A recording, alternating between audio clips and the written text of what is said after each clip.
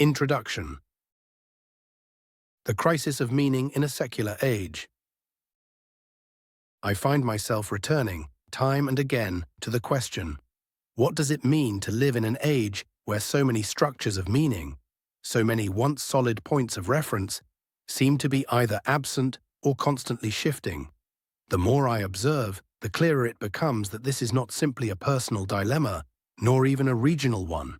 It's the crisis of a secular world, a time in which the bedrock of existential certainty feels more like quicksand. I sense that others share this same question, lingering in the background of their lives, often masked as routine concerns, quiet anxieties, or a general sense of unease that gnaws at the edges of daily existence. But why, one might ask, does this feeling exist now, and why so persistently? The secular age itself, a period marked by the conscious sidestepping of traditional religious frameworks, seems partly responsible. Secularism has gifted humanity with untold freedoms, a liberation from past authorities and prescribed certainties. It has also replaced divine narratives with human-centered paradigms, emphasizing logic, individualism, and empirical proof over faith or divine purpose.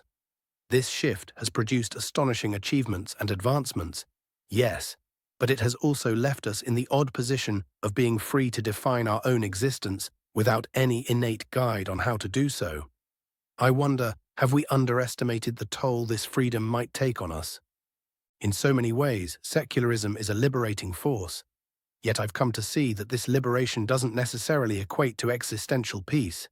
Instead, it invites each of us to confront the daunting task of creating meaning for ourselves in a world that, by all accounts, does not supply it on its own. In the absence of grand narratives, we turn to personal frameworks and individual choices. Yet there's an inherent instability to this process. If each person is a sole author of their life's meaning, then what stabilizes meaning from one person to the next?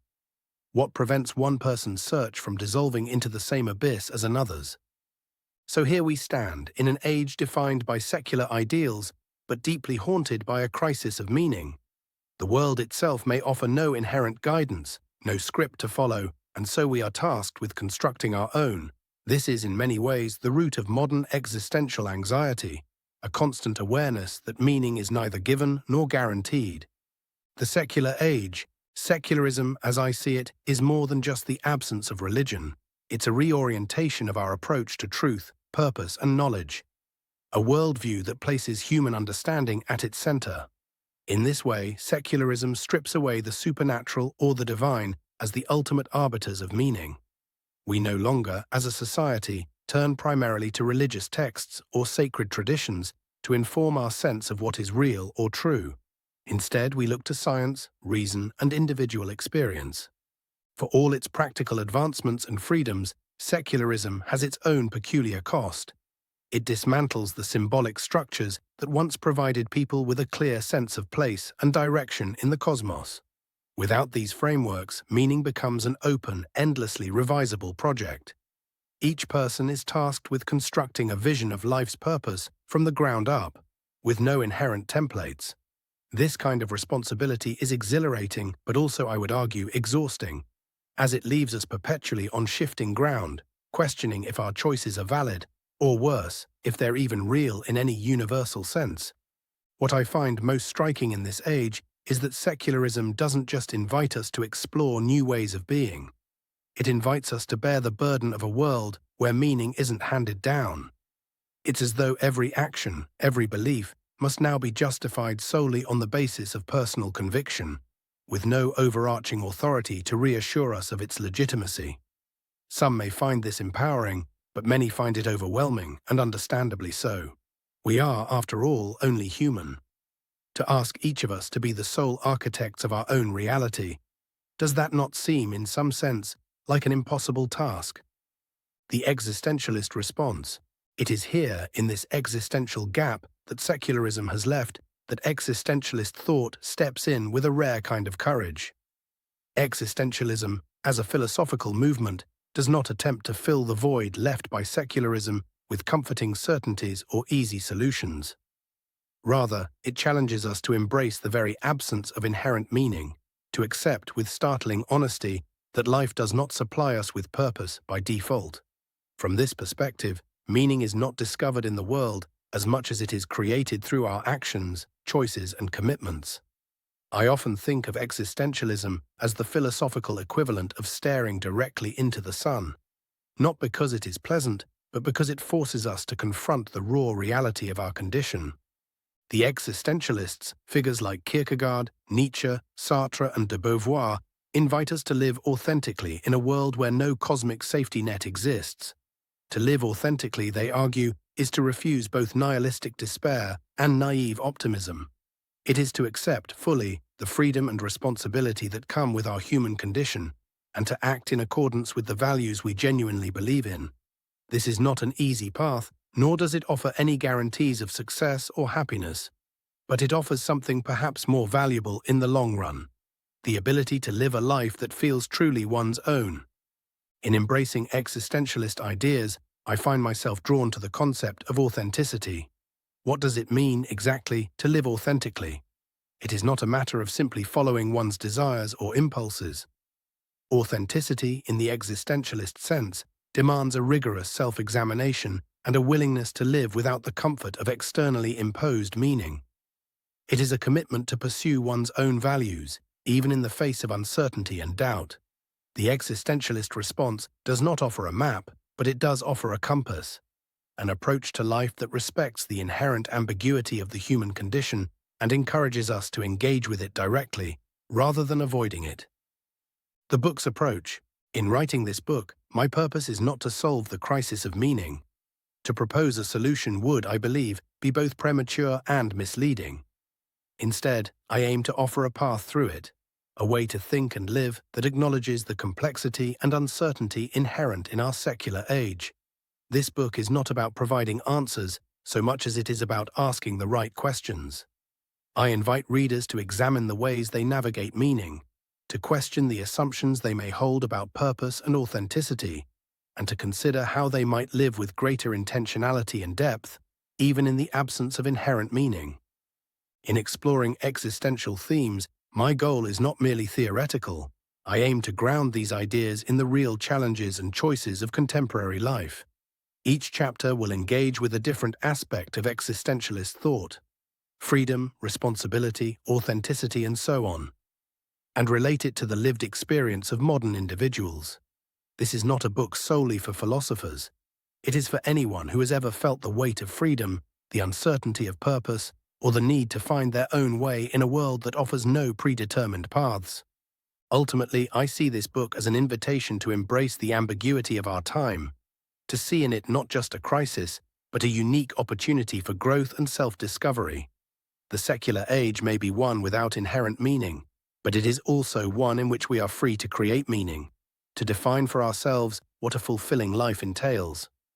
My hope is that by the end, readers will feel not only challenged, but also empowered to engage more fully with their lives, to live with intention, and to confront the great question of meaning with open eyes and a willing heart. Chapter 1. The Freedom to Choose, Existentialism's Core Insight.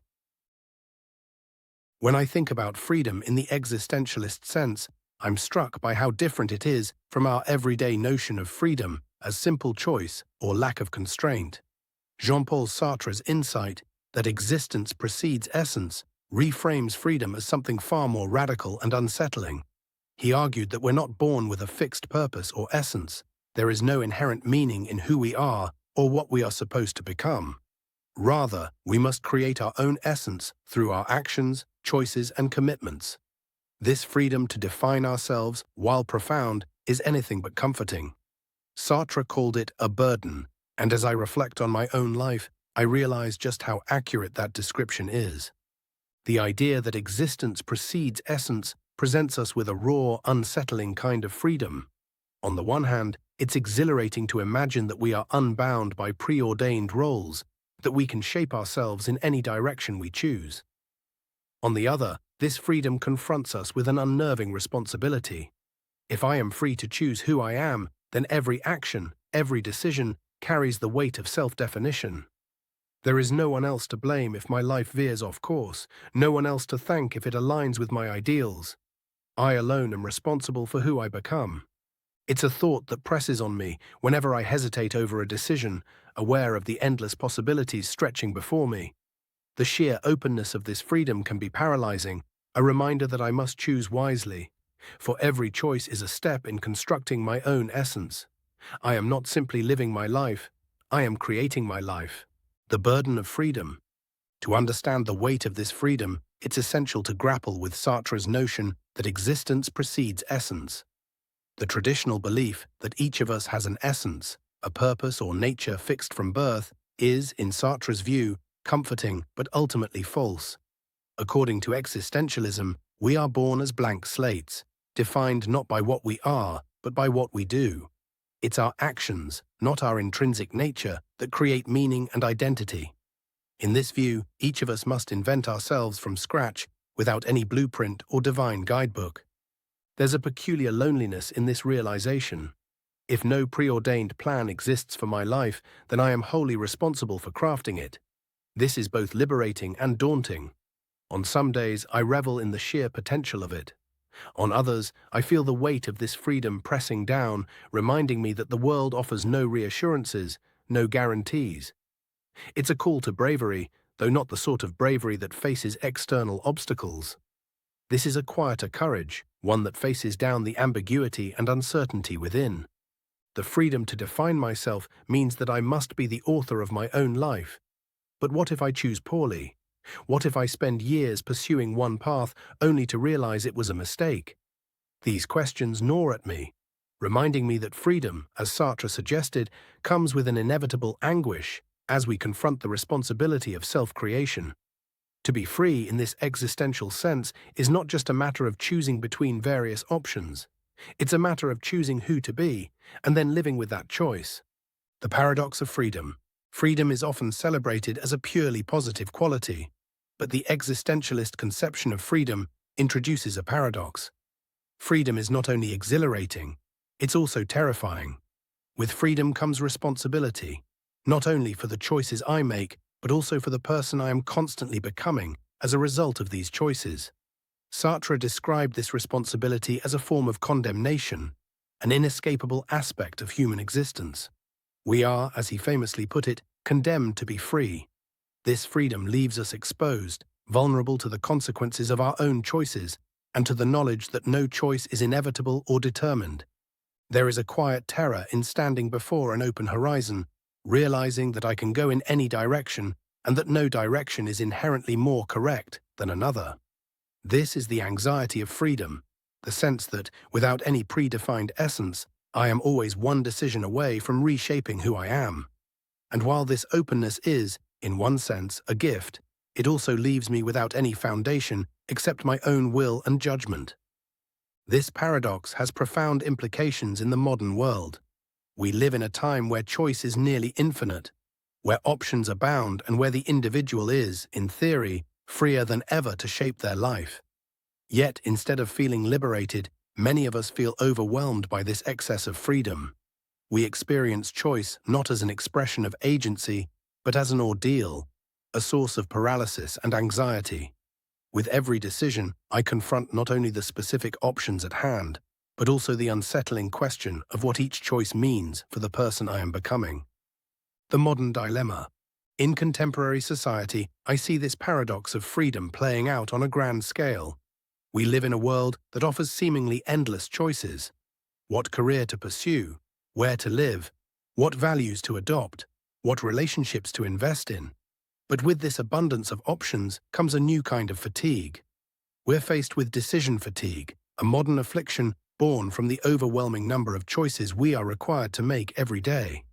I experience this fatigue myself, often feeling not liberated by my choices, but burdened by them. When every path is open, each decision feels monumental. Even the most mundane choices, when viewed through the lens of existential freedom, can become daunting. Should I pursue a career that promises security or one that aligns with my passions? Should I live close to family or venture somewhere new? Each choice seems to carry a weight beyond its practical implications, as though each one holds the potential to define me in a way that cannot be easily undone. In an age of infinite choice, the pressure to choose correctly can lead to a form of paralysis. I see people around me grappling with this, often opting for safer, easier choices, not out of genuine desire, but out of a fear of choosing poorly. We've created a world where freedom has become a double-edged sword. The very thing that should empower us to define our lives can also leave us immobilized, uncertain, and anxious. Practical application: embracing freedom amid uncertainty. Yet despite the discomfort and the doubt, I've come to see that embracing this freedom is essential to living an authentic, meaningful life. If I resist the responsibility of freedom, if I shy away from choices that align with my deepest values, then I deny the possibility of genuine self-creation. To live authentically, I must accept that there are no guarantees, that every choice involves risk, and that uncertainty is an inherent part of existence. Embracing freedom means learning to make peace with this uncertainty, to see it not as a threat, but as an opportunity for growth. It's an uncomfortable, often daunting process, but it also offers a kind of empowerment that no externally imposed meaning could provide. When I choose freely, when I make decisions based on my own convictions, I take ownership of my life in a way that is both humbling and liberating. This is not to say that embracing freedom will remove the anxiety that comes with it. In fact, existentialists argue that anxiety is an essential part of freedom. It is the price we pay for the privilege of defining ourselves. But by facing this anxiety, by moving through it rather than avoiding it, I gain a deeper sense of autonomy and purpose.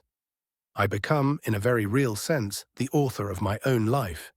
In the end, I see the existentialist approach as a call to courage, a challenge to embrace the ambiguity of life and to forge meaning within it. It's an invitation to live not by the scripts that society provides, but by the values and convictions that resonate most deeply within me. Freedom, in this sense, is less about the ability to make choices and more about the willingness to take responsibility for those choices, to live with the consequences, and to continuously shape my own essence through the life I lead. 5 things to consider. Existence precedes. Essence: reflect on the idea that we are not born with a predetermined purpose or essence. This insight implies that we have the power and responsibility to create our own meaning through the choices we make. Consider how this shifts the way you see your life and your role in shaping it. The weight of freedom. Freedom, according to existentialism, is not merely a privilege, it's also a burden.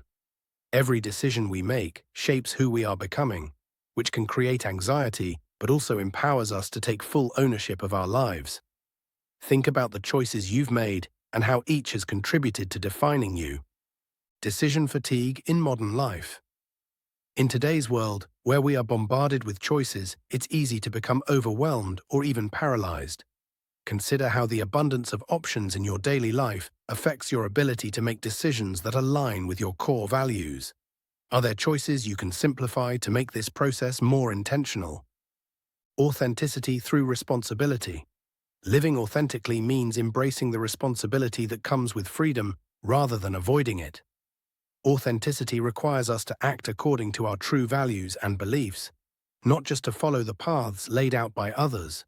Reflect on what it would mean to live authentically for you. What choices or changes would it involve? Embracing uncertainty. Accepting that life offers no guarantees is central to the existentialist approach. This acceptance doesn't eliminate anxiety, but transforms it into a source of growth and resilience. Consider how you can learn to coexist with uncertainty, viewing it as an opportunity to explore your true self rather than as something to fear. Reflection questions. What choices in your life have felt particularly heavy or difficult to make? What values or beliefs were you trying to honor through these decisions? In what ways do you experience decision fatigue? How might you simplify certain areas of your life to allow space for more intentional choices? Think about a time when you followed a path simply because it felt expected, rather than because it aligned with your true values. How would you approach that decision differently now, with a deeper understanding of existential freedom? What does authenticity mean to you? Consider the areas in your life where you feel most and least authentic. What choices would help you live in a way that feels truer to yourself? How does the idea of creating your own essence through choices resonate with you? What might be a small, intentional action you could take today to step into a more self-defined identity. Chapter 2. Authenticity, living true to oneself in a world of conformity. When I think about authenticity, I imagine living in a way that feels both intensely personal and deeply honest. To live authentically is to live in alignment with who I am at my core, rather than simply adapting myself to meet external expectations. Yet, in a world that constantly nudges me to fit into predefined roles, authenticity can feel like an almost impossible ideal. In existentialism, authenticity is more than just a personal goal. It's a fundamental aspect of what it means to live meaningfully. To be authentic is to live in a way that reflects my true self, rather than conforming to the roles and values imposed by society. However, this quest for authenticity is fraught with challenges, many of which arise from the very freedom we value. Freedom gives us the power to choose, yet it also confronts us with the anxiety of self-definition.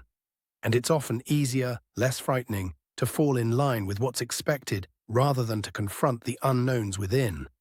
The concept of authenticity, to live authentically, is, at its core, to live in a way that resonates with my deepest values, convictions, and beliefs.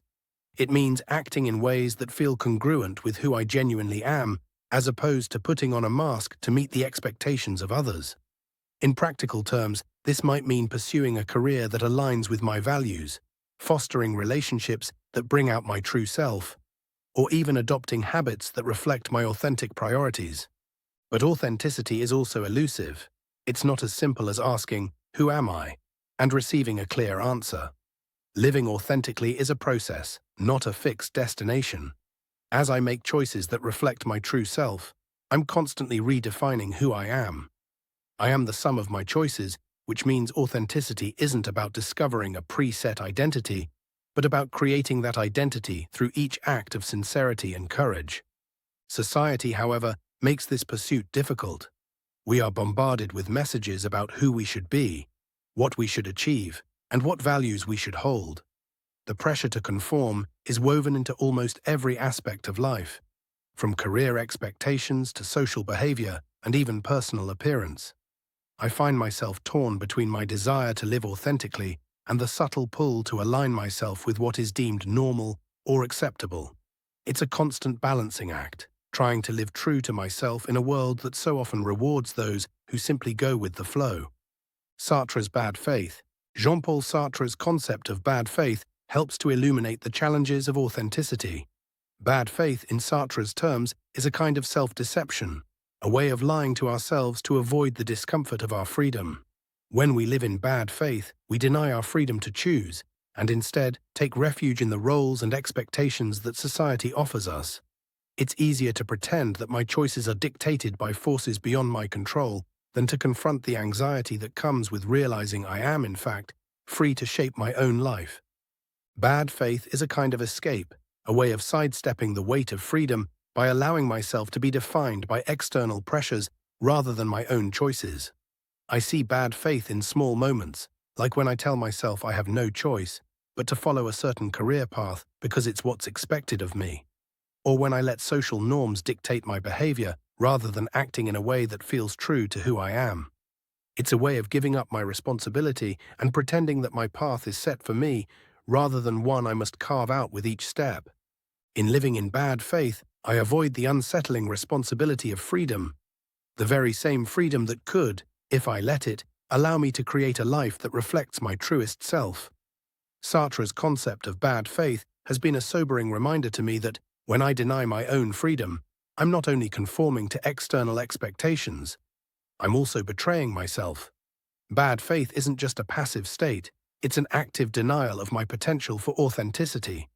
To live authentically, I must be willing to confront and overcome this tendency to hide from freedom. Authenticity in a consumerist society. In today's world, authenticity faces a unique challenge: the pervasive culture of consumerism. Modern society promotes a consumerist lifestyle, where identity is often reduced to a set of preferences, brands, and online personas. In a consumerist framework, we are encouraged to see ourselves as products to be crafted, curated, and presented, rather than as individuals with genuine inner lives. Materialism, social media, and identity politics all create immense pressure to conform to certain images and narratives that are often far removed from our true selves. Consumer culture teaches us that happiness and identity can be bought, that we can construct a meaningful life through the accumulation of things, or the pursuit of a socially acceptable image. I've felt this pressure myself, the subtle pull to brand myself, to craft an online persona that reflects what others might find impressive or desirable. But when I stop and consider these impulses, I realize that they are a distraction from the deeper, messier, and infinitely more meaningful work of cultivating an authentic self. Social media amplifies this pressure to conform by providing a platform where everyone is constantly visible, where comparison is inevitable. In this environment, authenticity is easily overshadowed by the desire to be liked, followed, and validated. The algorithms favor what's popular, what's attractive, what's easy to digest, and as a result, we are incentivized to conform to these standards rather than to express our true selves. In this consumerist society, authenticity requires a conscious effort to resist these pressures. It means choosing to live in alignment with my own values, even when those values are at odds with the prevailing cultural narrative. It means focusing on what genuinely matters to me, rather than what looks appealing on a social media feed or in a marketing campaign. Authenticity in this context is a form of rebellion, a refusal to be reduced to a brand or a product in a world that constantly pushes us in that direction. 5 things to consider. Living authentically is challenging, but it's not impossible. Here are some practices I've found helpful in trying to live a life that feels true to me. To live authentically, I make an effort to understand my core values and let them guide my actions. When I'm faced with a decision, I ask myself, does this choice align with my values, or am I choosing it to meet external expectations? This simple question often helps me see whether I am acting from a place of authenticity or conformity. Peer pressure isn't something we leave behind in adolescence. It follows us into adulthood in subtler forms. Practicing authenticity means recognizing when I'm being influenced by the opinions and expectations of others and choosing to act according to my own beliefs instead. Society has a way of imposing norms that are often arbitrary and not in line with my personal truth. By questioning these norms, I can begin to see the ways in which they may be shaping my behavior. Living authentically means breaking away from these patterns when they don't resonate with who I am. Authenticity requires introspection. I make time to reflect on my experiences, my beliefs, and my choices to ensure that they align with my true self. Reflection allows me to check in with myself regularly and make adjustments when I find that I've strayed from my authentic path. Authenticity often means standing out, and that can be uncomfortable. But I've learned that this discomfort is a small price to pay for the sense of integrity and self-respect that comes from living true to myself. Embracing this discomfort is a necessary step in the journey toward authenticity. Reflection questions. What does authenticity mean to you personally? Think about a time when you felt you were truly being yourself. What choices or actions contributed to that feeling? In what areas of your life do you feel pressure to conform to societal expectations? Are there aspects of your lifestyle, career, or relationships that you feel might be more aligned with others' expectations than your own values? Can you identify moments when you might have acted in bad faith? What motivated these decisions, and how might you approach similar situations differently now, with a focus on authenticity? What are the core values that define your true self? Take a moment to identify your values and consider if there are any areas in your life where you're not fully living by them. What changes could you make to live in closer alignment with these values? What aspects of consumer culture or social media influence your sense of identity?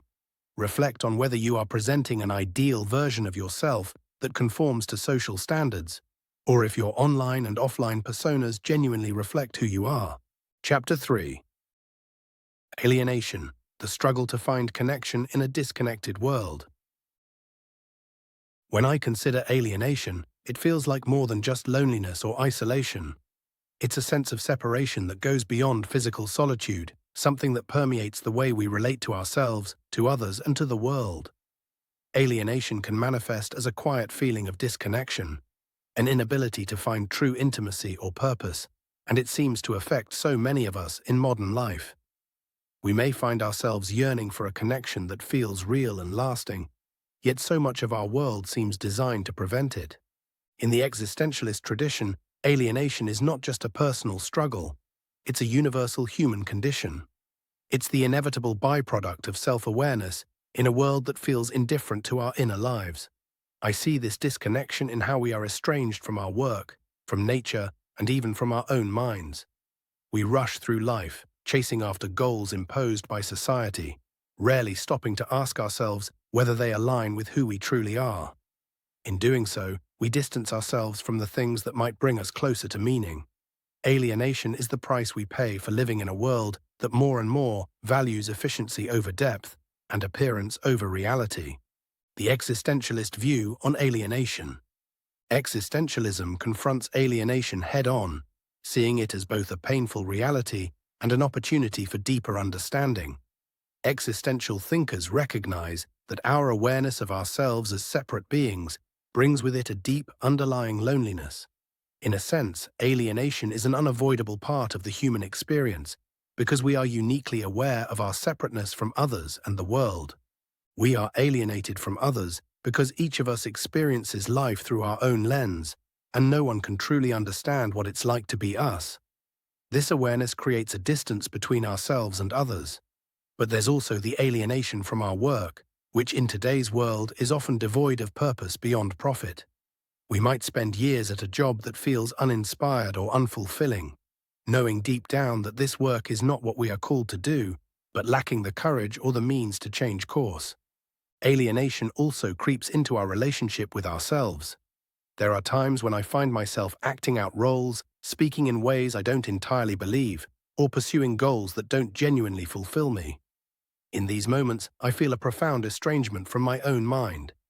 Who am I really when I am so often pretending, so often living according to the expectations of others? Existentialism doesn't offer an easy solution, but it does encourage me to confront these feelings of disconnection honestly, as a way of coming to terms with the human condition. Kierkegaard's leap of faith and modern isolation. Søren Kierkegaard, one of the earliest existentialist thinkers, grappled with alienation in the form of what he called the leap of faith. For Kierkegaard, faith wasn't merely about religious belief, it was an act of courage in the face of uncertainty, an individual's commitment to something greater than oneself. In his view, true connection required a leap, a decision to trust in something beyond the limited rational mind. But in today's secular world, where faith has been replaced by reason and skepticism, where can we turn for this sense of connection? In a modern secular age, the leap of faith becomes a leap toward meaning, however elusive or intangible it might be. This search for meaning is not just difficult, it is isolating. We no longer have shared structures or beliefs to guide us, and so we must each undertake this journey alone. There is an inherent loneliness in realizing that no one can provide us with purpose. We must create it for ourselves. Kierkegaard's leap requires us to accept the fundamental isolation of the individual, and yet paradoxically, it suggests that true connection, be it with others, with nature, or with ourselves, requires us to reach beyond what is familiar and certain. Nietzsche and the death of God. Nietzsche's proclamation that God is dead is one of the most provocative statements in existential thought. For Nietzsche, this wasn't a triumphant declaration, it was an acknowledgement of a profound cultural shift. The death of God symbolized the end of shared religious and moral frameworks that once gave people a sense of purpose and community. With the decline of these traditional beliefs, humanity was left without a clear guide to meaning or morality. The death of God leaves us with a strange freedom. In a world without objective meaning, we are liberated from the constraints of dogma. But we are also left adrift, faced with the daunting task of creating meaning on our own. This freedom is both exhilarating and terrifying. We are now the authors of our own lives, but we are also painfully aware that this authorship comes with no guarantees, no certainty that the paths we choose will lead us to fulfillment. In Nietzsche's words, we are left in a void, a space where traditional meaning no longer holds sway, and this can create a profound sense of alienation. I often find myself reflecting on what it means to live in a world without the unifying beliefs that once grounded human existence. It's both empowering and lonely. On one hand, I am free to define my own values, But on the other, I feel disconnected from the larger story of humanity.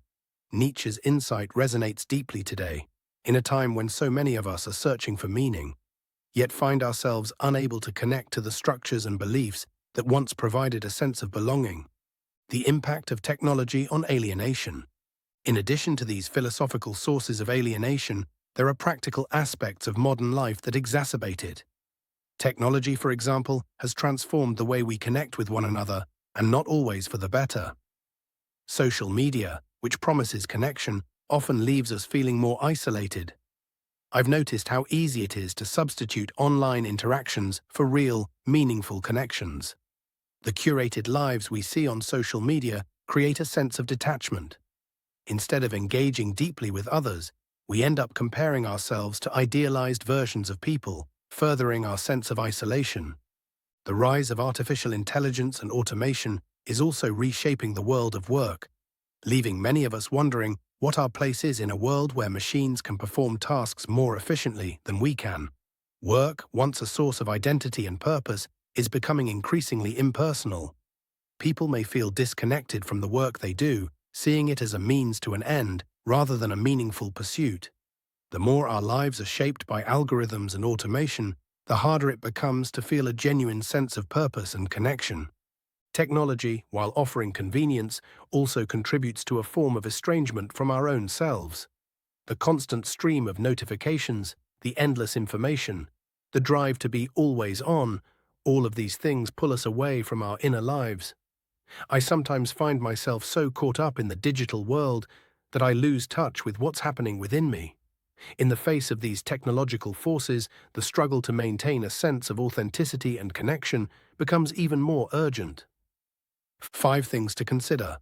So how do we confront this alienation? How do we cultivate connection in a world that seems so disconnected? Here are some practices I've found helpful in navigating this struggle. Cultivate real relationships. The first step is to invest in genuine, face-to-face relationships.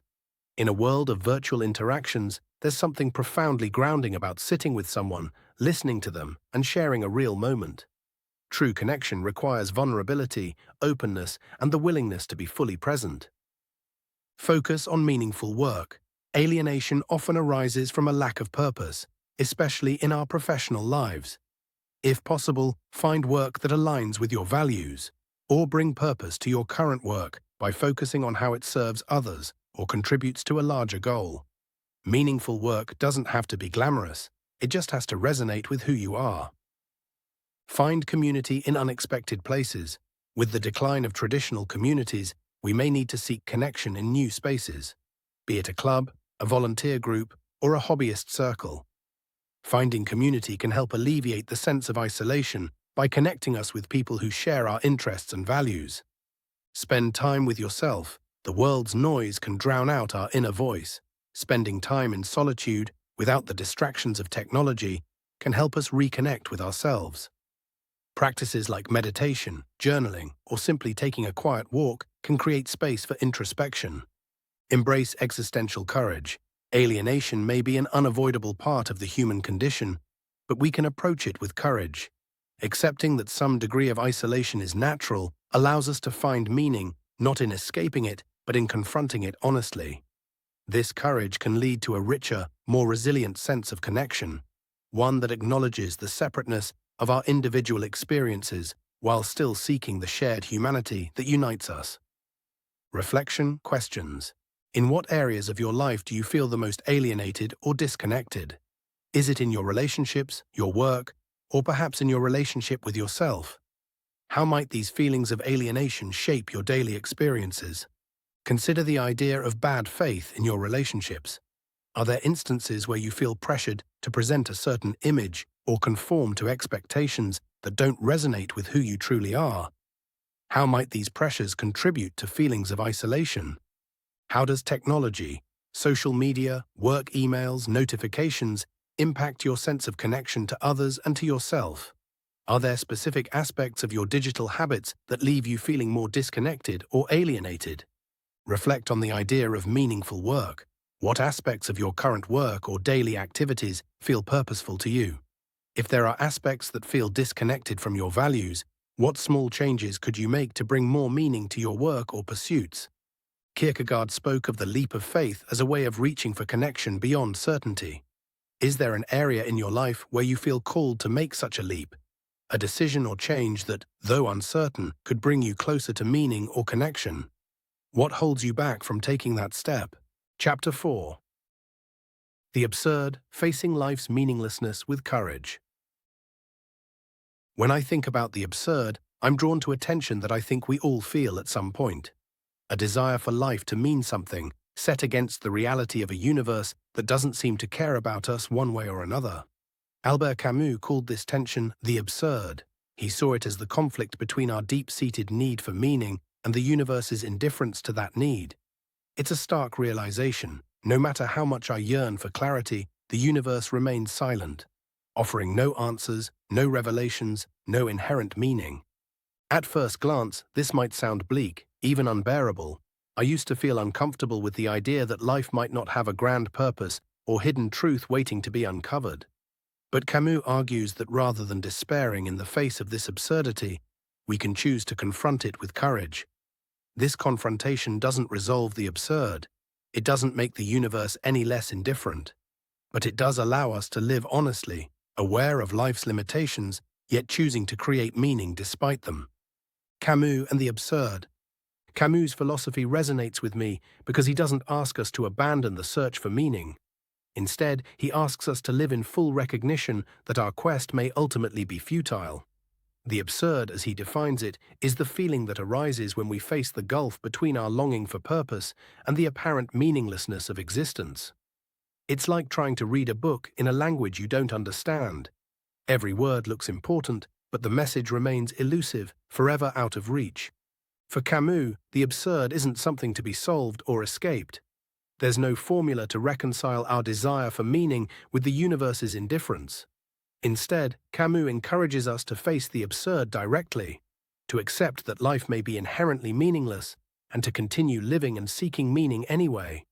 He suggests that it's only by accepting the absurdity of existence that we can begin to live fully, free from the illusions that we might otherwise cling to in order to avoid the harshness of reality.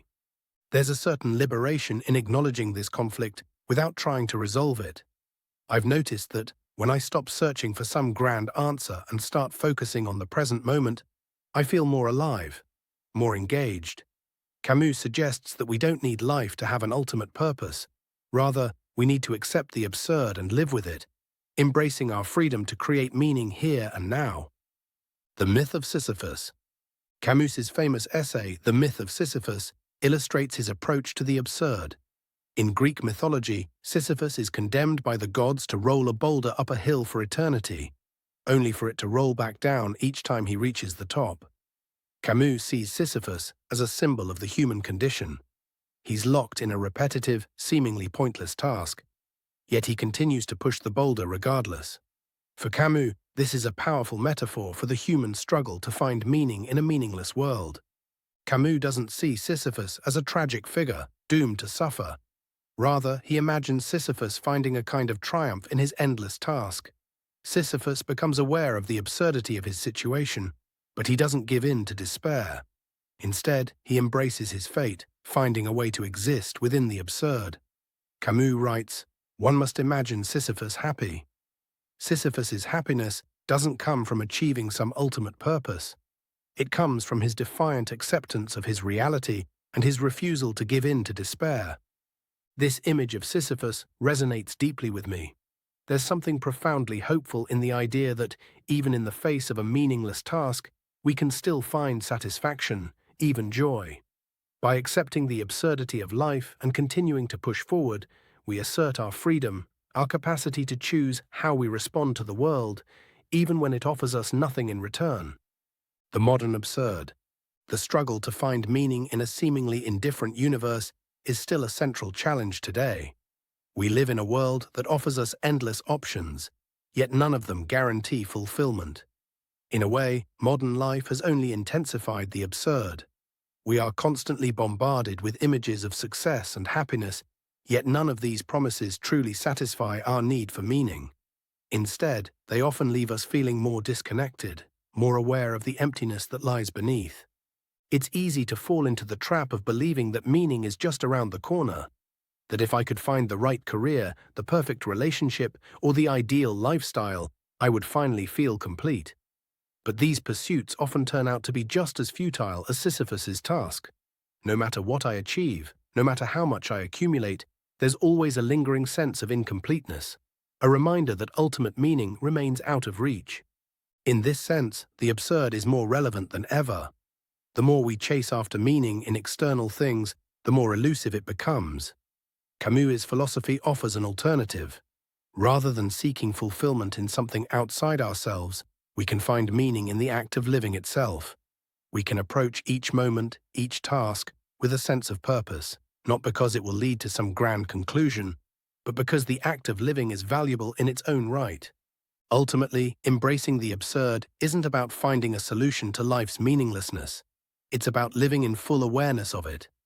This awareness can be daunting, but it also holds the potential for a deeper, more honest engagement with life.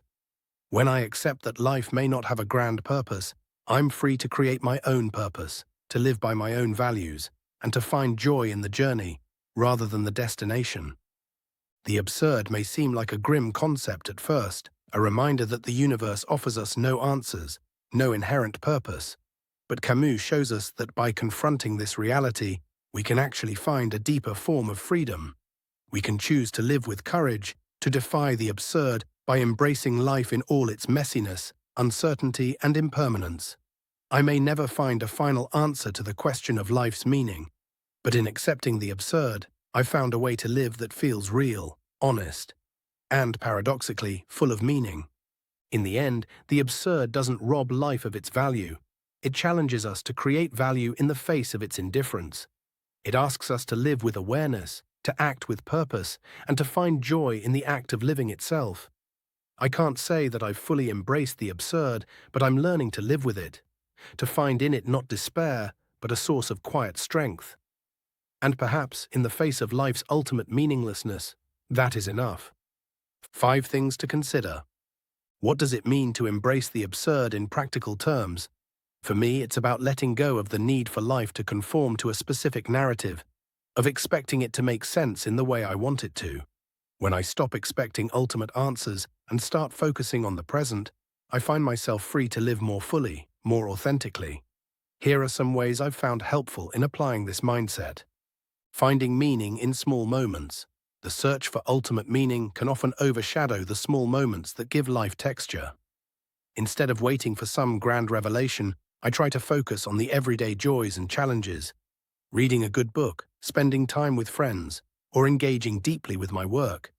Each of these moments has value in itself, regardless of whether it contributes to some larger purpose. Accepting life's uncertainties. Embracing the absurd means accepting that life is full of uncertainties. Instead of fearing these uncertainties, I try to see them as a natural part of existence.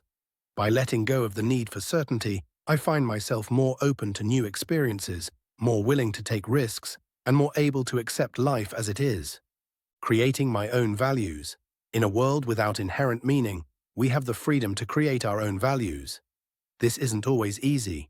It requires self-reflection and a willingness to stand by my beliefs, even when they don't align with societal expectations.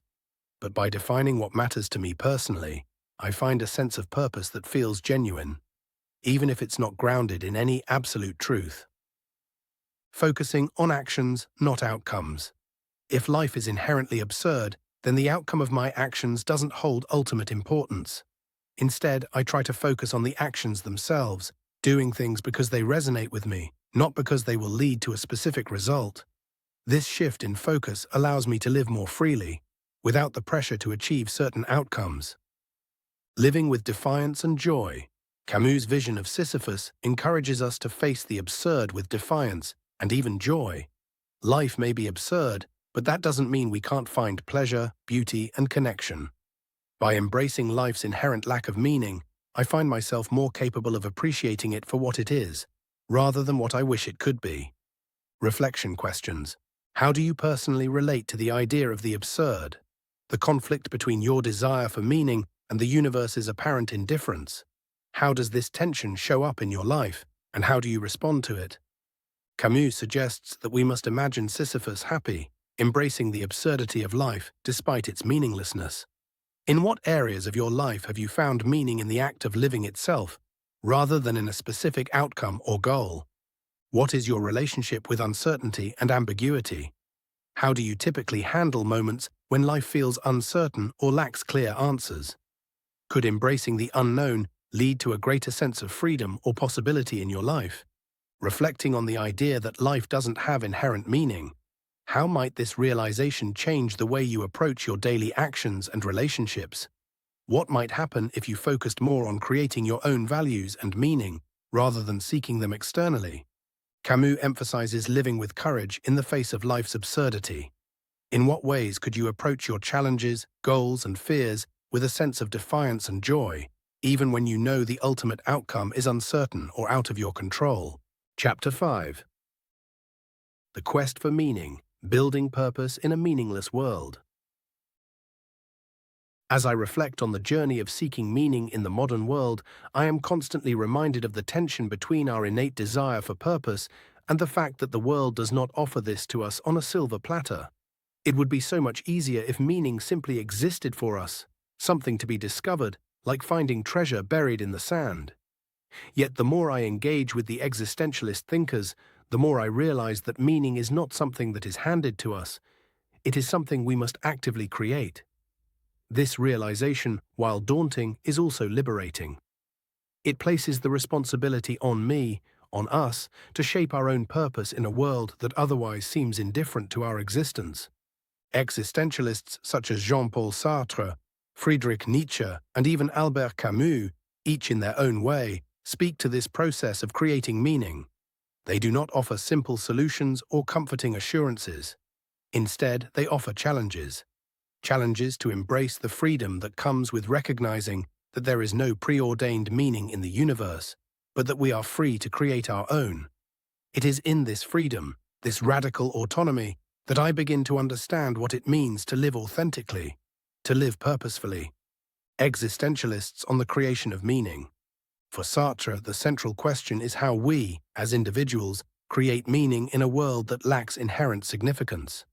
Sartre's famous dictum, "Existence precedes essence," speaks to the heart of this idea. He suggests that we are not born with a defined purpose or essence. Instead, we are born into the world, and it is through our actions and choices that we create our essence.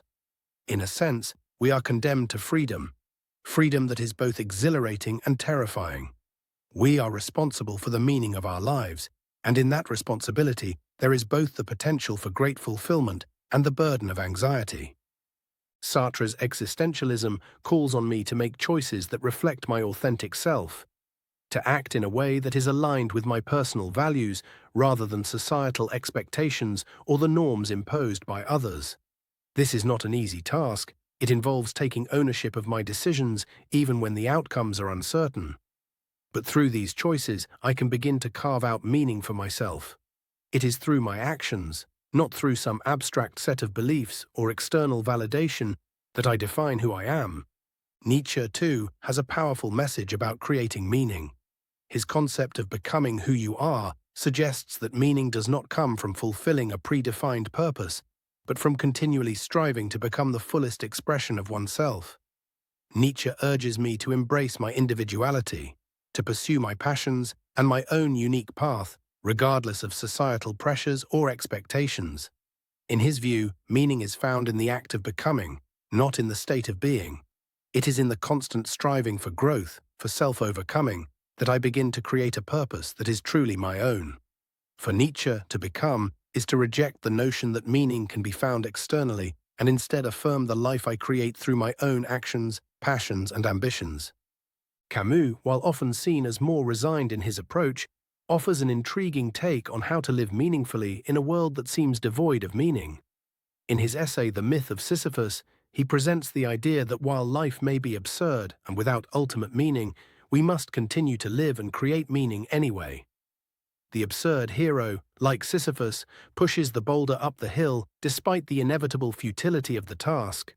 Camus challenges me to embrace the absurdity of life and continue striving, not in the hope of achieving some grand purpose, but for the experience of living fully in the face of its inherent meaninglessness. Each of these existentialist thinkers speaks to the process of actively creating meaning in a world that offers no inherent purpose. The common thread is that meaning is not a passive experience. It is not something that happens to me, it is something I must create. Whether through choice, Sartre, self-overcoming, Nietzsche, or defiant living in the face of absurdity, Camus, existentialists challenge me to engage with life on my own terms, to define my own purpose and create my own meaning. The role of action and commitment. A crucial aspect of existentialism, and one that has always stood out to me, is the emphasis on action. Meaning is not found through passive reflection or in idle daydreams. Meaning is something I must actively create through my choices, actions, and commitments. Sartre's call to act in accordance with my values resonates deeply with me. How can I claim to be free and authentic if I do not act in accordance with what I believe to be true? The importance of action is not just in the decision-making itself, but in the fact that each decision I make commits me to a particular way of being in the world. Every choice is a declaration of who I am, who I wish to be, and the kind of life I want to lead. For Sartre, commitment is the cornerstone of creating meaning. When I make a commitment, I am not just deciding for myself, I am implicitly making a statement about how I believe others should live as well. This is where existentialism often feels unsettling to me. When I choose a path, I am also, in a sense, choosing for the world. My actions, in Sartre's view, contribute to defining what it means to live authentically. By taking responsibility for my actions, I assert my agency and my role in the world, recognizing that I have the power to shape not only my own life, but also the collective understanding of what it means to live. It is through this act of commitment, this continuous engagement with the world, that I begin to carve out a purpose. Action is not just a means to an end, it is the very process through which I find meaning. Every commitment I make, no matter how small, adds another layer of meaning to my life. It is through my choices, my work, my relationships, and my contributions to the world that I construct a narrative of purpose. I am not merely drifting through life, waiting for meaning to present itself. I am actively shaping it with every step I take. Purpose beyond religion. In a secular age, the quest for meaning can often feel disconnected from traditional religious frameworks. Without the narrative of divine purpose, the idea of finding fulfillment and meaning can seem daunting, even impossible. I have felt this sense of loss myself. Without the comforting structure of religious beliefs, how can I find my way in the world? However, existentialists offer a solution. They argue that purpose does not need to come from religion or a higher power. Meaning can still be found in secular pursuits, in relationships, in work, in creativity, in personal growth, and in acts of kindness and contribution. Sartre, Nietzsche, and Camus all emphasize that meaning is something that can be created through human endeavor, not through divine intervention. This idea is liberating for me. The secular world may not offer ready-made answers or a clear path to purpose, but it also opens up infinite possibilities for what I can create. I do not need to wait for a divine mandate. I can create my own purpose through the choices I make and the life I lead. In a world without God, meaning becomes a human endeavor, something that is built through action, commitment, and engagement with the world. The quest for meaning in a meaningless world is a challenge that confronts each of us. But existentialism shows me that this challenge is not one to be feared. It is one to be embraced. By accepting the freedom to create meaning, I can live a life of purpose, grounded in my own values and choices. The absence of an inherent purpose in the world does not mean that life is devoid of meaning.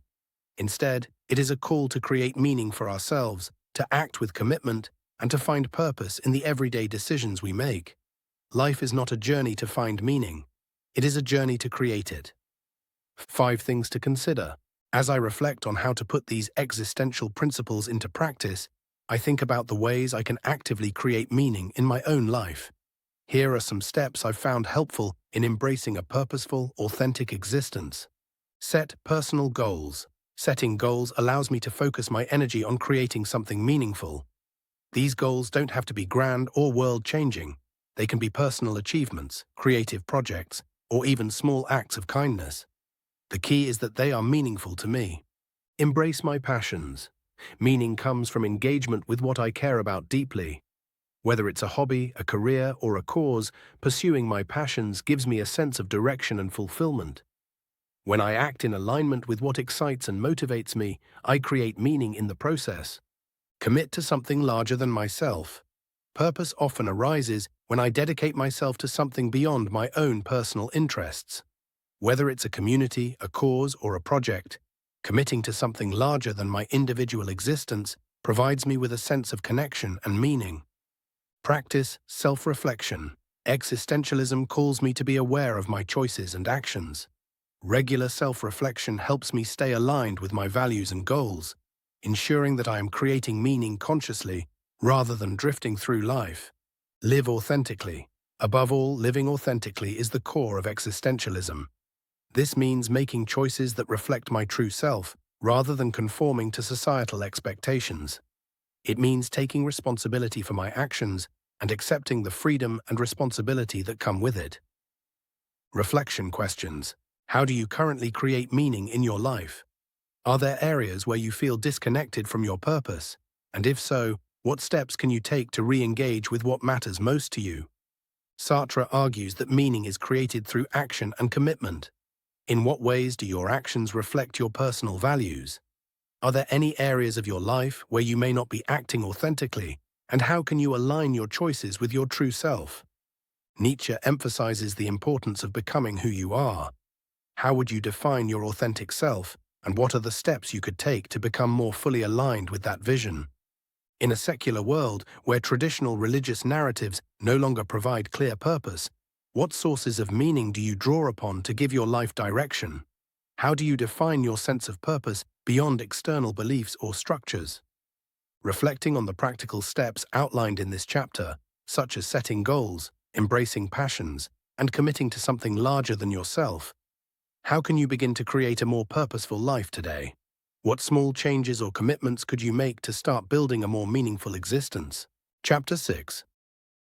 Anxiety and Death, Confronting Life's Ultimate Realities. In the quiet moments of reflection, when I pause and truly listen to myself, I find that I am often confronted by a feeling I cannot quite name, a kind of deep, gnawing unease. It is as though something fundamental is missing, as though the world around me, with all its complexity and beauty, is both too much and not enough at the same time.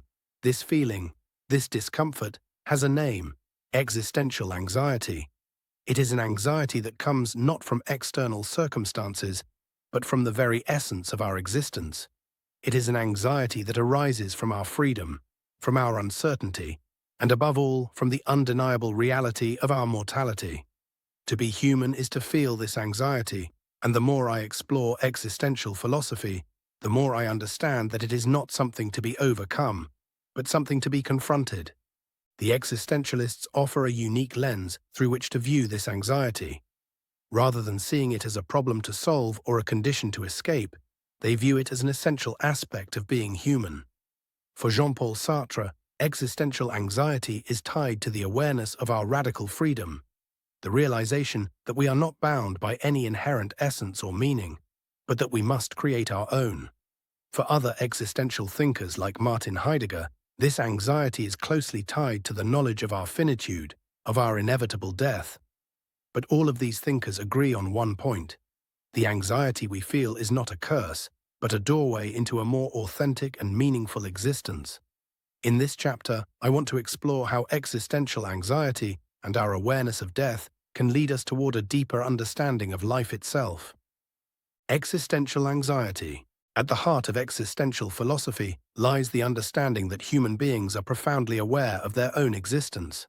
We are conscious of ourselves in ways that no other species seems to be, and with that consciousness comes an awareness of both our freedom and our limitations. This awareness is both exhilarating and terrifying. On the one hand, we have the freedom to shape our lives, to make choices that reflect who we are. On the other hand, this freedom comes with the weight of responsibility, and with it, the anxiety that we might make the wrong choices, that we might fail to live up to our own expectations or the expectations of others. For Sartre, this anxiety is an inevitable consequence of the fact that we are radically free. Freedom, in his view, is not just a liberating force, it is also a burden. The recognition that we are free to choose and create ourselves is coupled with the anxiety that comes from knowing that we are entirely responsible for our actions. There is no predetermined path, no blueprint for what we should do with our lives. We are left to navigate the world without a map, and this uncertainty is a constant source of existential unease. But there is a deeper layer to this anxiety. It is not just the anxiety of making choices that causes us distress. It is the awareness of the limits of our existence, the knowledge that all of us, no matter how hard we try to avoid it, will one day face death.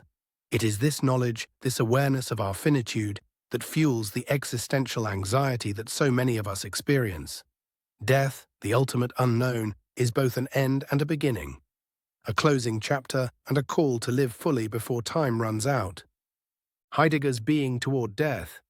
Perhaps no philosopher has explored the relationship between anxiety and death more deeply than Martin Heidegger.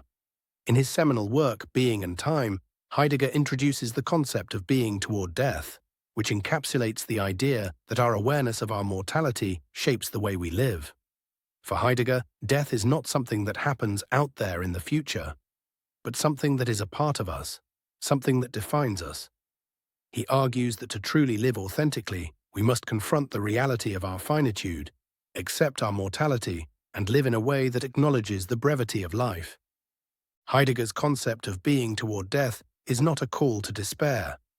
Instead, it is a call to embrace life fully, to live with an awareness of the limits of time.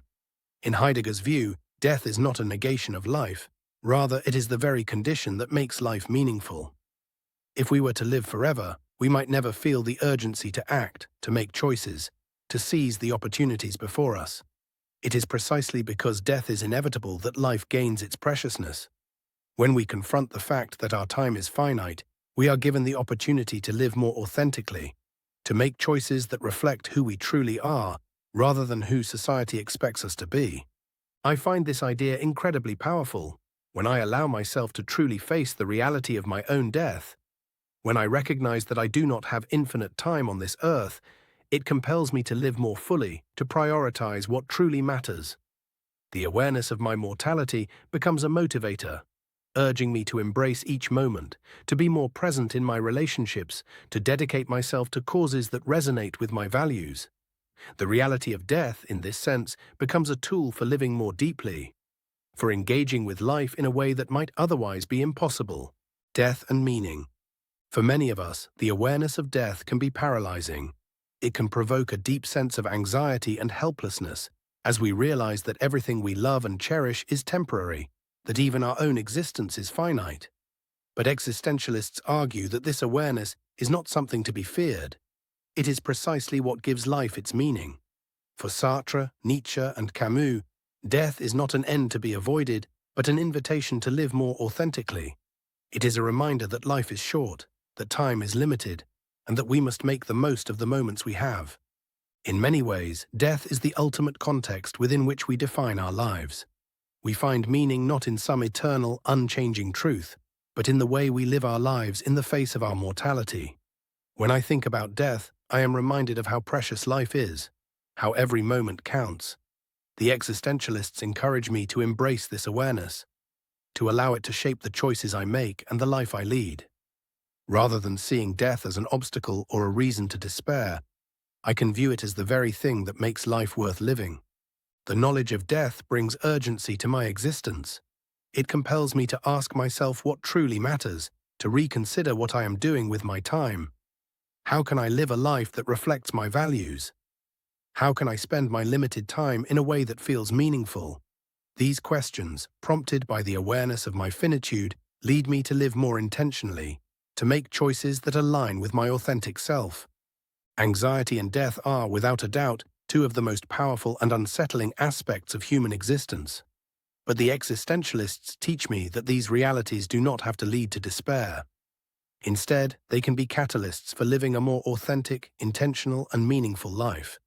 By confronting the reality of death, I can find a deeper appreciation for the preciousness of life, and I can use that awareness to guide my choices, my relationships, and my actions. Embracing the truth of mortality allows me to live fully, to create meaning in the time I have, and to find purpose in a world that is constantly changing and ultimately fleeting. 5 things to consider. Embracing the reality of death may seem like a daunting task, but it is one that can lead to greater fulfillment and a deeper engagement with life. Here are some practical steps I have found helpful in integrating the awareness of mortality into my life. Live in the present. The most obvious way that death affects how I live is by encouraging me to focus on the present. I do not have infinite time, so I must make the most of every moment. Whether it is in my relationships, my work, or my personal growth, I try to remain grounded in the here and now. I ask myself how I can make the most of today, knowing that tomorrow is not guaranteed. Prioritize what matters. The awareness of death often forces me to confront what truly matters to me. What are the things that bring me joy, fulfillment, and meaning? What are the causes and values I want to dedicate my life to? Knowing that time is limited helps me to focus on what is truly important, rather than getting lost in trivial pursuits. Cultivate deep relationships. Death reminds me of the fragility of life, and this motivates me to invest in my relationships. I try to nurture deep, meaningful connections with others, recognizing that these bonds are some of the most important things I will leave behind. Take risks. Knowing that life is finite makes me more willing to take risks. Whether it's pursuing a new career, trying something outside my comfort zone, or speaking up for what I believe in, the awareness of death pushes me to take chances, to live boldly, and to embrace uncertainty. Reflect on my legacy. Finally, the reality of death encourages me to reflect on what I want to leave behind. How do I want to be remembered? What impact do I want to have on the world? Thinking about my mortality allows me to make conscious decisions about the kind of life I want to create and the legacy I want to build. Reflection questions. How does the awareness of your own mortality shape the way you approach your life? Are there choices or priorities you would change if you fully embraced the reality of your finite existence? When you experience existential anxiety, what are the specific fears or uncertainties that come to the surface? How can you begin to face these feelings rather than avoid them, seeing them as an essential part of living authentically? Heidegger's idea of being toward death suggests that acknowledging our mortality can lead to a more genuine life. In what ways could confronting the reality of death lead you to live in closer alignment with your values and passions? How do you find meaning in the present, knowing that life is transient and filled with uncertainty? What actions or commitments might help you to live more fully in the here and now? What legacy or impact would you like to leave behind? How can the awareness of your limited time inspire you to take steps toward building that legacy today? Chapter 7. Feminist Existentialism, Gender, Identity, and Liberation. The quest to understand oneself often involves deconstructing forces that have shaped our identity without our knowledge or permission. Gender is one of these forces, a pervasive framework that influences identity, relationships, aspirations, and even self-perception. Reflecting on gender through an existentialist lens reveals a surprising truth. As free beings, we can question and, if necessary, dismantle the ideas surrounding who we are supposed to be. In this context, Simone de Beauvoir's work has been transformative for me. Her insights compel me to examine how societal constructs of femininity and masculinity can limit personal freedom. For me, feminist existentialism is a call to transcend these expectations and to live in a way that is authentic and self-defined, and even though I consider myself masculine, I'm going to share some insights from de Beauvoir that I think are relevant to not only my female readers, but to my sex as well. Simone de Beauvoir and the second sex. Simone de Beauvoir's work, especially in The Second Sex, is a striking critique of gender roles. She made the radical claim that one is not born a woman but becomes one. In doing so, she questioned the foundations of gendered identity itself, suggesting that gender is less a matter of essence than of imposed roles and expectations. According to de Beauvoir, society creates a myth of femininity, a construct that often confines individuals within limited roles and denies them full freedom. This myth imposes a version of identity that is secondary, derivative, defined in relation to others. Her critique resonates deeply with me, even though I'm a man. How often have I felt the weight of societal expectations, pressures that seem to prescribe a certain way of being? De Beauvoir argued that these roles reduce individuals to societal functions and reinforce dependency on external approval or validation. Liberation, she posits, comes through rejecting these myths and embracing one's potential for autonomy and self-expression. This approach is both a critique of society and an invitation to reimagine one's identity beyond traditional roles. Freedom and gender. Existentialism is centered on the idea of freedom, that we are not bound by any predetermined essence, but are instead defined by the choices we make. Extending this principle to gender, I began to see gender itself as something socially constructed, rather than a fixed attribute. Society presents a series of roles and scripts, ways of being that are deemed acceptable for individuals based on gender, and we're expected to act accordingly. From a young age, we're often taught how to present ourselves, speak, dress, and behave in accordance with these norms, and deviation from these patterns is frequently met with disapproval. Through existentialism, I began to question the notion of gender not as an inherent truth, but as a social construct. Existentialist philosophy teaches that we are defined by our actions and choices, not by external labels. Just as Sartre argued that existence precedes essence, I consider the possibility that my identity in terms of gender is something society has constructed around me. This awareness is both liberating and challenging, for it means that I have the power to redefine myself, to decide how I relate to gendered roles, and to choose which aspects of them, if any, I embrace. However, freedom entails responsibility. The freedom to define one's gendered identity is accompanied by the anxiety of stepping into unknown territory without a clear map. This choice brings its own uncertainties, yet it is profoundly empowering. Authentic living, as existentialism suggests, involves embracing the freedom to define oneself, even if that means stepping away from societal expectations. Modern feminism and existentialism. Existential themes of authenticity and freedom align with the goals of contemporary feminist movements, which often challenge traditional gender norms, advocate for equality, and support the right of individuals to define their own identities. The feminist acknowledgement of gender as a spectrum, rather than a binary, resonates with existentialism's approach to identity. Rather than viewing gender as a fixed category, contemporary feminism sees it as fluid and open to personal interpretation. This reflects existentialism's emphasis on freedom and self-definition. We are not confined by any inherent essence, but are free to create ourselves through our choices and actions. This approach has profound implications. It means that I am not bound by society's expectations of what it means to inhabit a particular gender. Instead, I am free to explore my identity, to question what gender means to me, and to live authentically. In a world where gender identity and expression are increasingly politicized, existentialism provides a way to approach these issues with empathy and understanding. Recognizing each person's freedom to define their identity fosters a more inclusive society where individuals feel empowered to be themselves without fear of judgment or discrimination. For me, this is the essence of existential feminism, the freedom to live authentically, to define oneself on one's own terms, and to challenge the roles society prescribes. Feminist existentialism offers a way to transcend restrictive gender expectations and to live more authentically. Through the writings of Simone de Beauvoir, I have come to see that gender is not a fixed identity, but a social construct, a myth that society uses to limit freedom. Existentialism, on the other hand, provides a path to question these limitations, to embrace freedom, and to live in a way that reflects one's true self. In reflecting on these ideas, I see that the pursuit of gender equality is not only a social imperative, but a deeply personal one. It is a call for each individual to reclaim their identity, to question imposed assumptions, and to live authentically.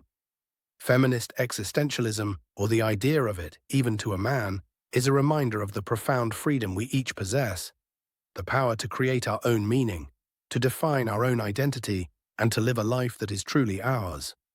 5 things to consider. How can these ideas be applied in day-to-day life to cultivate authenticity beyond gender constraints?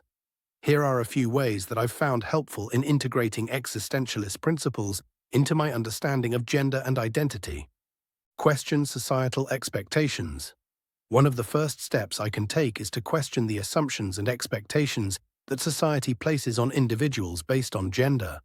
By examining these assumptions critically, I start to recognize them as constructs, not immutable truths, and to free myself from their limitations. Define my own identity. Rather than accepting a socially defined identity, I have the freedom to define myself. This means choosing my own values, beliefs, and goals, instead of merely conforming to assigned roles. It means asking myself who I truly want to be, and then taking steps to live in alignment with that vision. Challenge gender norms. Living authentically often means challenging societal norms. This might involve rejecting certain expectations around appearance, behavior, or career choices, and embracing a path that reflects who I truly am. By doing so, I also contribute to breaking down gender stereotypes, creating space for others to do the same. Seek out authentic connections.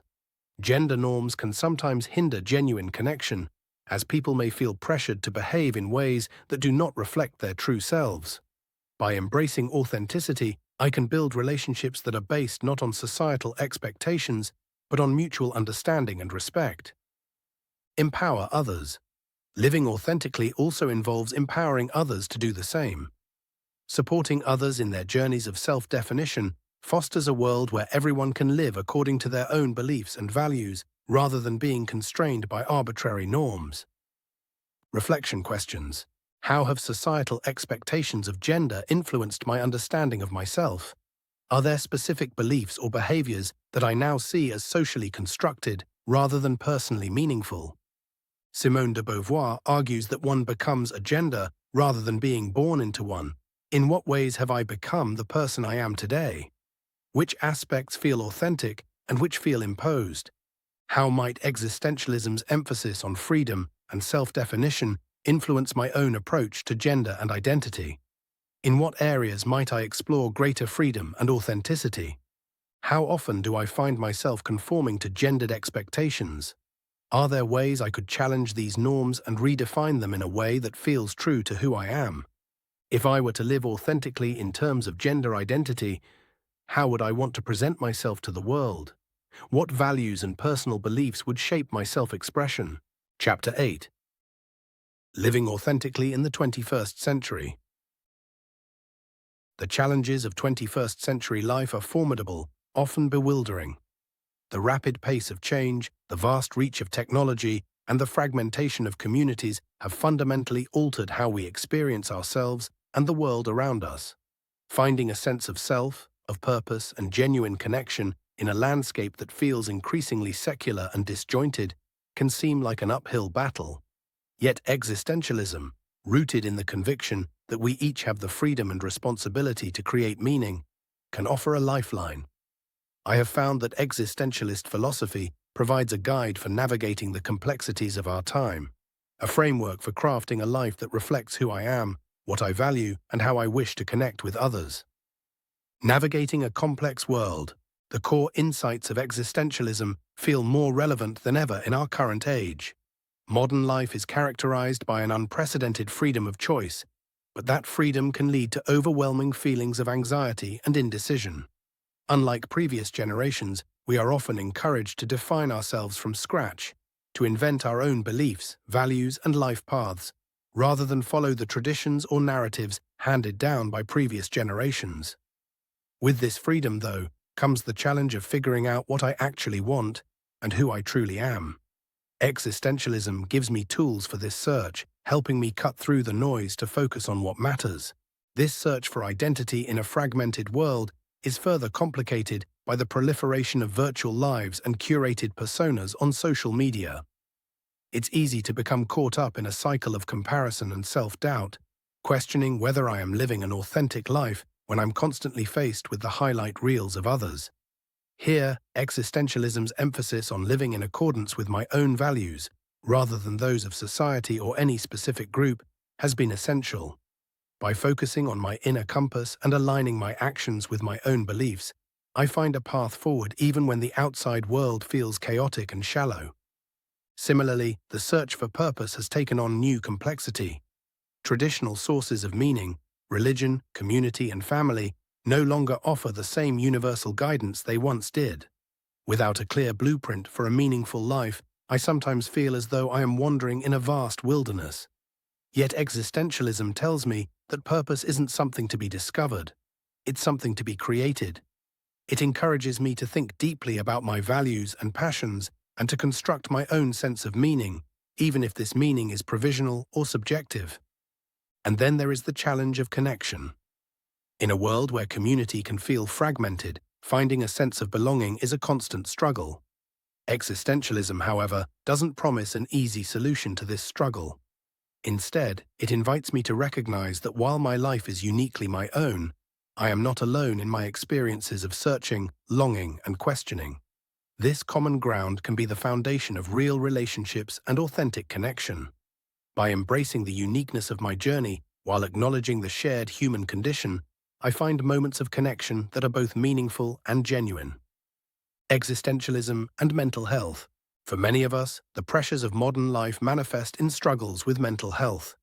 Anxiety, depression, loneliness, and a sense of disillusionment are all too common experiences. It's in these moments of darkness and doubt that existentialist insights can be particularly valuable. Existentialism doesn't try to fix or dismiss these feelings. Instead, it views them as essential to the human experience. Feelings of anxiety, for instance, are seen not as defects, but as signs that I am confronting something profound. The weight of my freedom, the vastness of my possibilities, and the awareness of my finitude. In this way, existentialism doesn't pathologize my anxieties. Rather, it reframes them as part of what it means to be alive. The philosopher Søren Kierkegaard, often considered a father of existential thought, spoke of anxiety as the dizziness of freedom, the unsettling realization that I am ultimately responsible for my own life and choices. This perspective encourages me to view my anxiety not as something to be eliminated, but as something to be understood, a reminder that I am standing at the edge of my own potential. Depression, too, takes on a different meaning through an existential lens. While clinical depression is a complex condition that may require a range of supports, existentialism can offer insights into the feelings of emptiness and meaninglessness that often accompany it. Existential thinkers like Albert Camus have suggested that facing life's absurdity, the recognition that the world does not offer inherent meaning, can be both devastating and liberating. Rather than seeing this emptiness as a void, Camus encourages me to respond by creating my own purpose, to defy meaninglessness by embracing life's richness and possibility. This approach to mental health is not a cure-all, but it provides a foundation of resilience. Existentialism doesn't deny my pain or promise to make life easier. Rather, it invites me to confront my struggles head-on, to view them as part of the search for an authentic life. In doing so, it offers a kind of quiet strength, a reminder that, even in my darkest moments, I am not alone in my experiences and that my struggles have meaning simply by virtue of being my own. Living authentically in the 21st century is a daunting challenge, but existentialism offers a framework that is both profound and practical. It teaches me that while I may live in a world without inherent meaning, I have the power to create my own meaning, to define myself, and to build relationships that reflect my deepest values. This is the heart of existentialism's message, that even in a secular, fragmented world, I am not powerless. My life is not a mere response to outside forces, but a unique creation, a reflection of my choices and commitments. As I navigate the uncertainties and pressures of modern life, I take comfort in the knowledge that I am not alone in this search. Existentialism reminds me that others, too, are wrestling with questions of identity, purpose, and connection. We are all wanderers, explorers in a world that may seem indifferent, yet holds endless possibilities for those willing to take on the journey. And in this journey, I find a strange kind of peace, not in knowing all the answers, but in embracing the freedom to live, to question, and to become. 5 things to consider.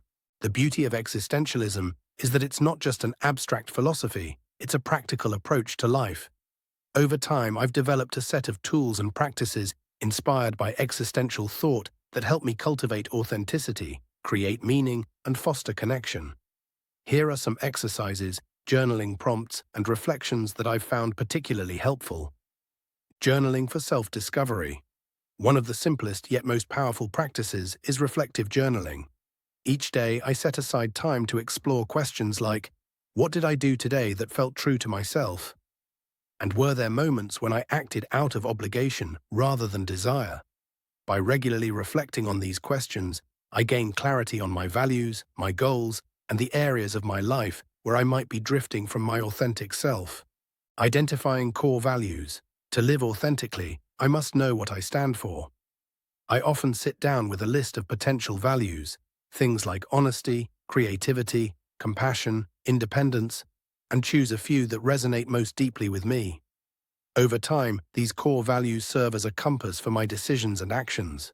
When faced with a difficult choice, I ask myself, which option aligns most closely with my values?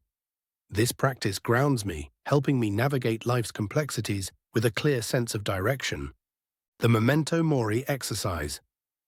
Inspired by Heidegger's concept of being toward death, I regularly take time to confront my own mortality. This might sound morbid, but I find it profoundly freeing. I might reflect on questions like, if I only had 1 year to live, how would I spend it? Or, what legacy do I want to leave behind? This exercise reminds me of life's impermanence, motivating me to live fully and authentically in the present. Creating personal rituals. Existentialism encourages me to infuse life with meaning, even in small, everyday acts.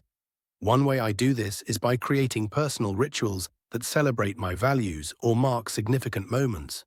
For instance, I might begin each day with a ritual of gratitude. Or I might set aside time each week to reflect on my goals and how well I'm living in alignment with my values. These rituals become anchors in my life, reminders of the purpose I am creating. Practicing authentic connection. In a world that often values image over substance, building genuine connections can feel like a radical act. When I'm with others, I try to listen deeply, to show up as my true self, and to seek connections based on mutual respect and understanding. I ask myself, am I being honest about who I am with this person? And what can I do to deepen this relationship? This approach helps me cultivate relationships that are not only meaningful, but also resilient. Reflection questions. How do I define authenticity for myself? Are there specific moments or actions that make me feel most aligned with my true self? In what ways does the fast-paced, interconnected world I live in shape my sense of identity, and are there areas where I feel pressured to conform? How do I personally handle existential anxiety, fears about freedom, purpose, and mortality? Are there practices that help me embrace these feelings rather than avoid them? When I think about my core values, which ones resonate most deeply, and how do I bring them into my daily life? Are there any values that I feel I could better embody? What small steps could I take to build more authentic connections with others? Are there relationships in my life where I feel I could show up more genuinely? Chapter 9. The Universal Weight of Choice, Responsibility for Humanity. We have journeyed through the desolate landscapes of meaninglessness, confronted the unsettling freedom that defines our existence, and grappled with the imperative to live authentically in a world that often demands conformity. We have faced the absurdity of a universe indifferent to our desires and wrestled with the inescapable anxieties of finitude. Yet from these seemingly bleak premises arises an astonishing, and perhaps the most demanding, of existential insights: that our radical freedom does not merely obligate us to ourselves, but casts us into a profound, undeniable responsibility for all of humanity. This is the universal weight of choice, a concept that elevates existentialism beyond a mere philosophy of self-actualization into a rigorous, albeit groundless, ethical framework. When we choose, we do not choose in a vacuum. We choose as human beings, and in doing so, we implicitly endorse a particular vision of what it means to be human, recommending it, as it were, to the rest of mankind. Jean-Paul Sartre famously articulated this burden with the chilling phrase, "In choosing for himself, he chooses for all men." This is not to say that every personal decision dictates the specific actions of others, nor does it imply a prescriptive moral law that everyone must follow. Rather, it speaks to the inherent exemplary nature of our actions. When a person chooses to be honest, they are not merely expressing a personal preference. They are affirming honesty as a value worthy of humanity. When an individual chooses to fight injustice, they are not only rectifying a specific wrong, but also asserting that resistance to injustice is a defining characteristic of human dignity. Every decision, no matter how trivial it may seem, is a statement about human value and human potential. The weight of this insight gives rise to Sartre's concept of anguish, angoisse, which we touched upon earlier. It is not merely the anxiety of facing our own choices, but the vertiginous sensation that in making a choice we are legislating for humanity, creating a precedent, and defining a universal ideal. Imagine an individual contemplating a career path. If they choose to become a doctor, they are not only choosing a profession for themselves, but are implicitly saying, this is a meaningful way for a human being to spend their life. If they choose to neglect their talents for comfort, they are, in a sense, suggesting that human beings are best served by comfort, even at the cost of potential. This anguish is not guilt, but a profound sense of responsibility for the image of humanity we project and, in a sense, create with each free act. To deny this universal aspect of responsibility is to fall into bad faith. As we explored in Chapter 2, bad faith involves deceiving ourselves about our freedom and the choices we make. In the context of universal responsibility, bad faith manifests as the comforting delusion that our actions are purely private, isolated from their broader implications. It's just my choice, we might rationalize, or one person can't make a difference. These statements, while seemingly humble, are often thinly veiled attempts to shirk the enormous burden that comes with radical freedom. The soldier who claims I was just following orders denies his freedom to choose differently, and in doing so, implicitly condones a system where human beings are mere instruments, devoid of moral agency. The bystander who witnesses injustice and does nothing denies their freedom to intervene and, in doing so, implicitly suggests that indifference is an acceptable human response to suffering. The profound insight of Simone de Beauvoir further enriches this understanding, moving beyond Sartre's focus on the individual choosing for humanity to emphasize the interdependence of human freedoms. For Beauvoir, my freedom is inextricably linked to the freedom of others. I cannot truly be free if I am actively engaged in oppressing another. For in denying their freedom, I diminish my own, becoming a mere thing-like object in their eyes, trapped in the futile project of domination. Conversely, my own freedom is enhanced and actualized when I work to enable the freedom of others. Beauvoir argues that true liberation is a collective project. The oppressor lives in bad faith because they deny their own freedom by attempting to negate the freedom of those they oppress. They project their anxieties and insecurities onto the other, turning fellow human beings into mere objects for their manipulation or consumption. But in doing so, they become enslaved to their own oppressive system, their existence lacking the authenticity that only true freedom and mutual recognition can provide. For the oppressed, the responsibility is to reclaim their freedom, not through violence alone, but through acts of defiance, recognition of their own agency, the pursuit of a shared future where all can flourish. This intersubjective responsibility means that our choices carry not just the implicit recommendation for humanity, but also a direct impact on the lived reality and freedom of those around us. If I choose to exploit a worker, I am not only implicitly affirming that exploitation is a valid human endeavor, I am also actively limiting that worker's ability to live freely, to pursue their own projects, and to actualize their own potential. My freedom, in this instance, becomes a tool for diminishing the freedom of another. True existential ethics, therefore, demands that we aspire to a state where our own freedom facilitates, rather than hinders, the freedom of others. How then does this immense burden of universal responsibility translate into practical, engaged action? It is not about feeling perpetually guilty, but about acknowledging the profound significance of our presence in the world and the choices we make. It calls us to engagement, to commit to projects that affirm human dignity and freedom, not just for ourselves, but for all. This engagement can manifest in myriad ways. Political action. Recognizing that societal structures can either enable or constrain human freedom, we are called to participate in shaping a more just world. Voting, advocating for rights, protesting injustice. These are all acts of universal responsibility. social action, challenging norms that perpetuate inequality, speaking out against discrimination, building communities of mutual support and respect. These are acts of creating a world where more authentic existence is possible for all. Personal conduct. Beyond grand gestures, it is in our everyday interactions that this responsibility truly takes root. Treating others with respect, empathy, and recognizing their inherent dignity. Choosing words that uplift rather than diminish. Striving for honesty and integrity in our personal and professional lives.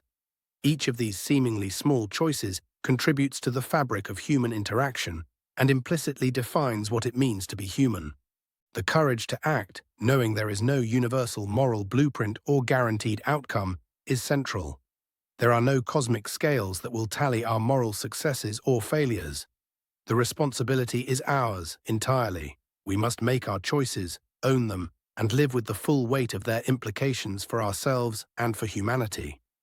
This calls for a constant ethical vigilance, a willingness to scrutinize our motives and the potential impact of our actions, always asking, what kind of human being am I recommending to the world through this choice? Ultimately, the burden of universal responsibility, while heavy, is also the profound source of our dignity and our capacity for meaningful change. It is the ultimate recognition of our agency, our power to define what humanity will be. Embracing this burden is a radical act of authenticity. It is the recognition that we are not merely individuals adrift in an indifferent cosmos, but active co-creators of what it means to be human. In a world stripped of preordained meaning, it is this demanding, awe-inspiring responsibility that compels us to act, to engage, and to strive not just for our own freedom, but for the universal liberation of all.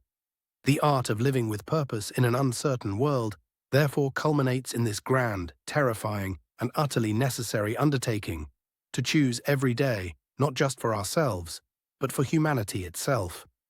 5 things to consider. Your choices as universal recommendations.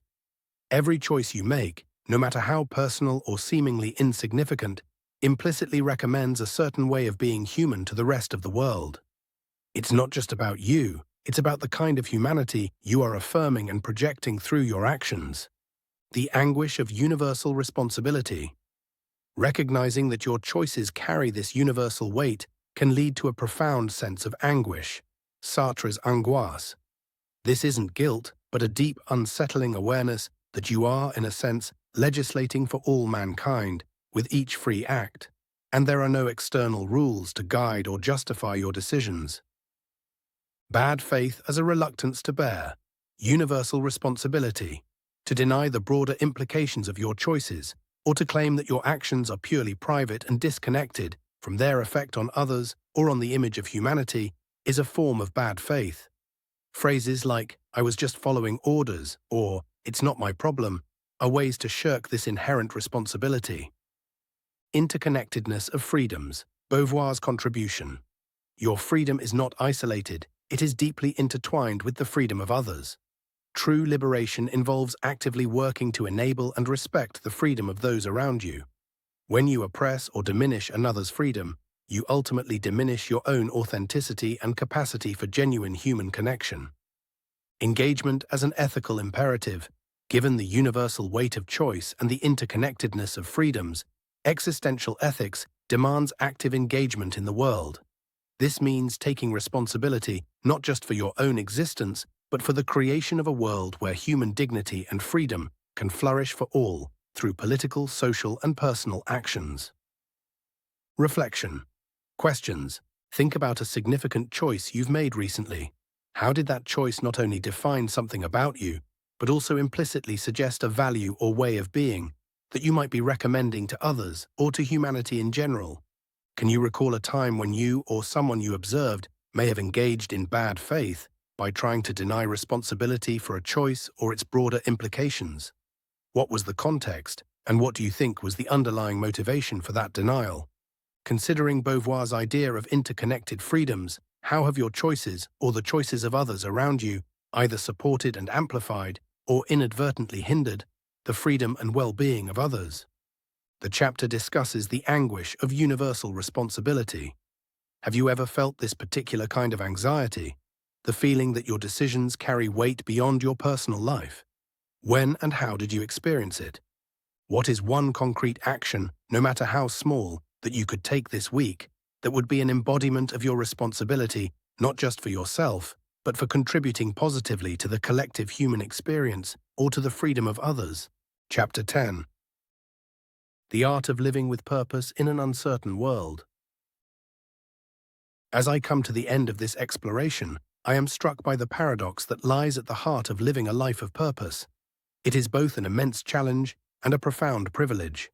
The world in which we live is uncertain, filled with a dizzying array of choices and possibilities, yet it offers little guidance about which path to take. To live with purpose in such a world, I must be willing to create my own meaning, to chart my own course, and to embrace both the freedom and responsibility that come with this endeavor. This journey, as I see it, is not about finding some ultimate truth or final destination. It is about making a commitment to live as fully and authentically as I can each day, even amid uncertainty and doubt. The call to action. In this age of limitless information, infinite perspectives, and constant noise, it can be tempting to look outward for validation, to hope that some external source will define meaning or purpose for me. Yet I have come to see that waiting for meaning to come from outside is like waiting for a ship that will never arrive. Instead, I must recognize that purpose is not found. It is created, often in the quiet moments of self-reflection or in the bold acts of self-determination. Living with purpose is not a passive act. It requires an intentional choice to engage deeply with life, to lean into my own freedom and craft my own path. For me, this realization is not only empowering, but also humbling. It is empowering because it reminds me that I am not bound by anyone else's definitions of success or fulfillment. I am free to construct my own. It is humbling because it also means that I cannot simply blame external circumstances or institutions for any lack of direction I feel. I am called to take responsibility for my own life, my own choices, and the meaning I ascribe to them. This is no small task, but it is one that can lead to a life that is richly, uniquely mine. The invitation, then, is to approach life as an artist approaches a canvas, with curiosity, creativity, and courage. In a world that offers no fixed meanings or guarantees, I am free to paint my own vision, to weave my own story. This is not always easy, and there are moments when the vastness of this freedom can feel overwhelming. But I have found that in these moments of uncertainty, I am also closest to something real, an authentic connection to myself, my values, and the world around me. Living with purpose, then, is not about conforming to some pre-established blueprint. It is about embracing the freedom to define what matters most to me.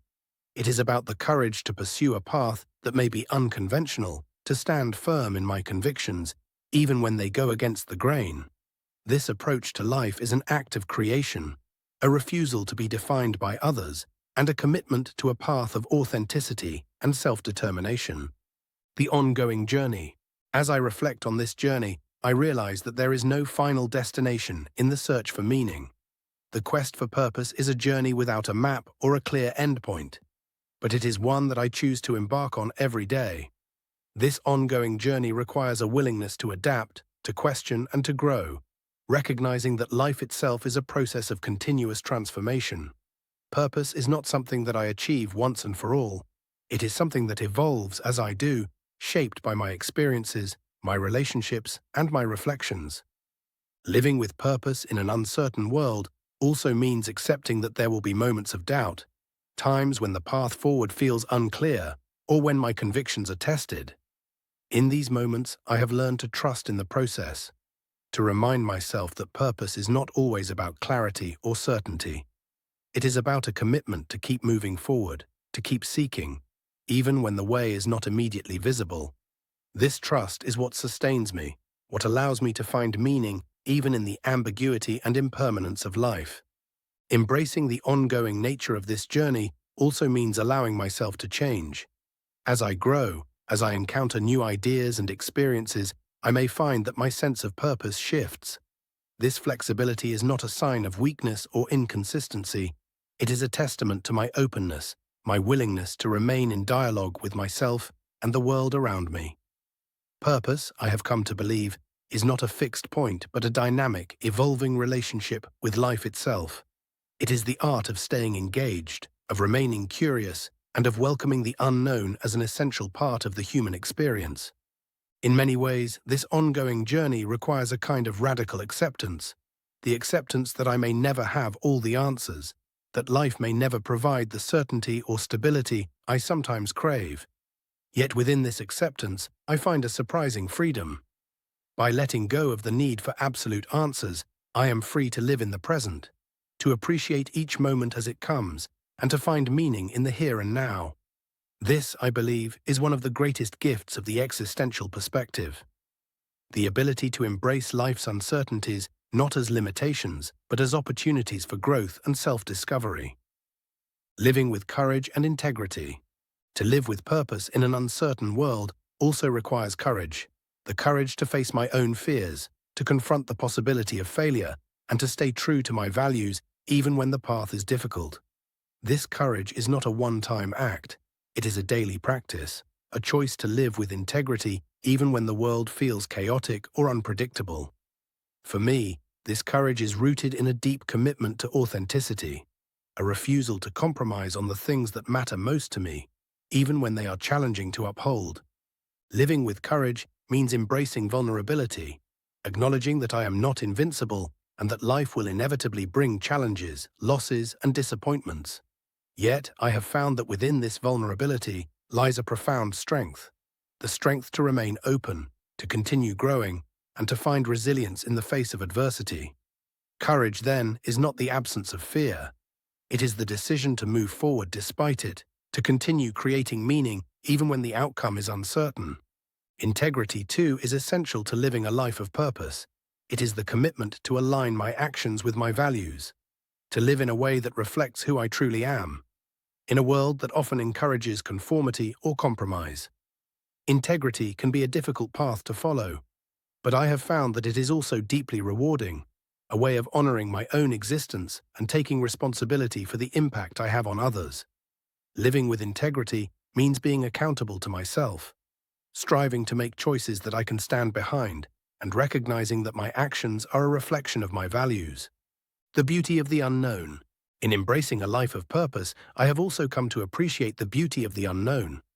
Life, with all its uncertainties and ambiguities, is a landscape of endless possibilities.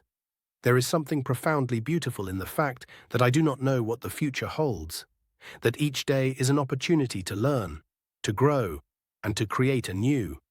By embracing the unknown, I free myself from the need for control or predictability, allowing myself to experience life in all its richness and complexity. This openness to the unknown has transformed the way I approach challenges and setbacks. Instead of seeing them as obstacles, I now view them as opportunities to deepen my understanding of myself and the world around me. Each challenge becomes a chance to test my values, to refine my purpose, and to reaffirm my commitment to living authentically. In this way, the unknown is not a threat. It is a source of inspiration, a reminder that life is a continuous process of discovery and creation. A final reflection. As I close this exploration, I am reminded of the importance of staying connected to the things that matter most. Purpose is not a solitary endeavor. It is deeply tied to my relationships, my contributions, and my sense of belonging.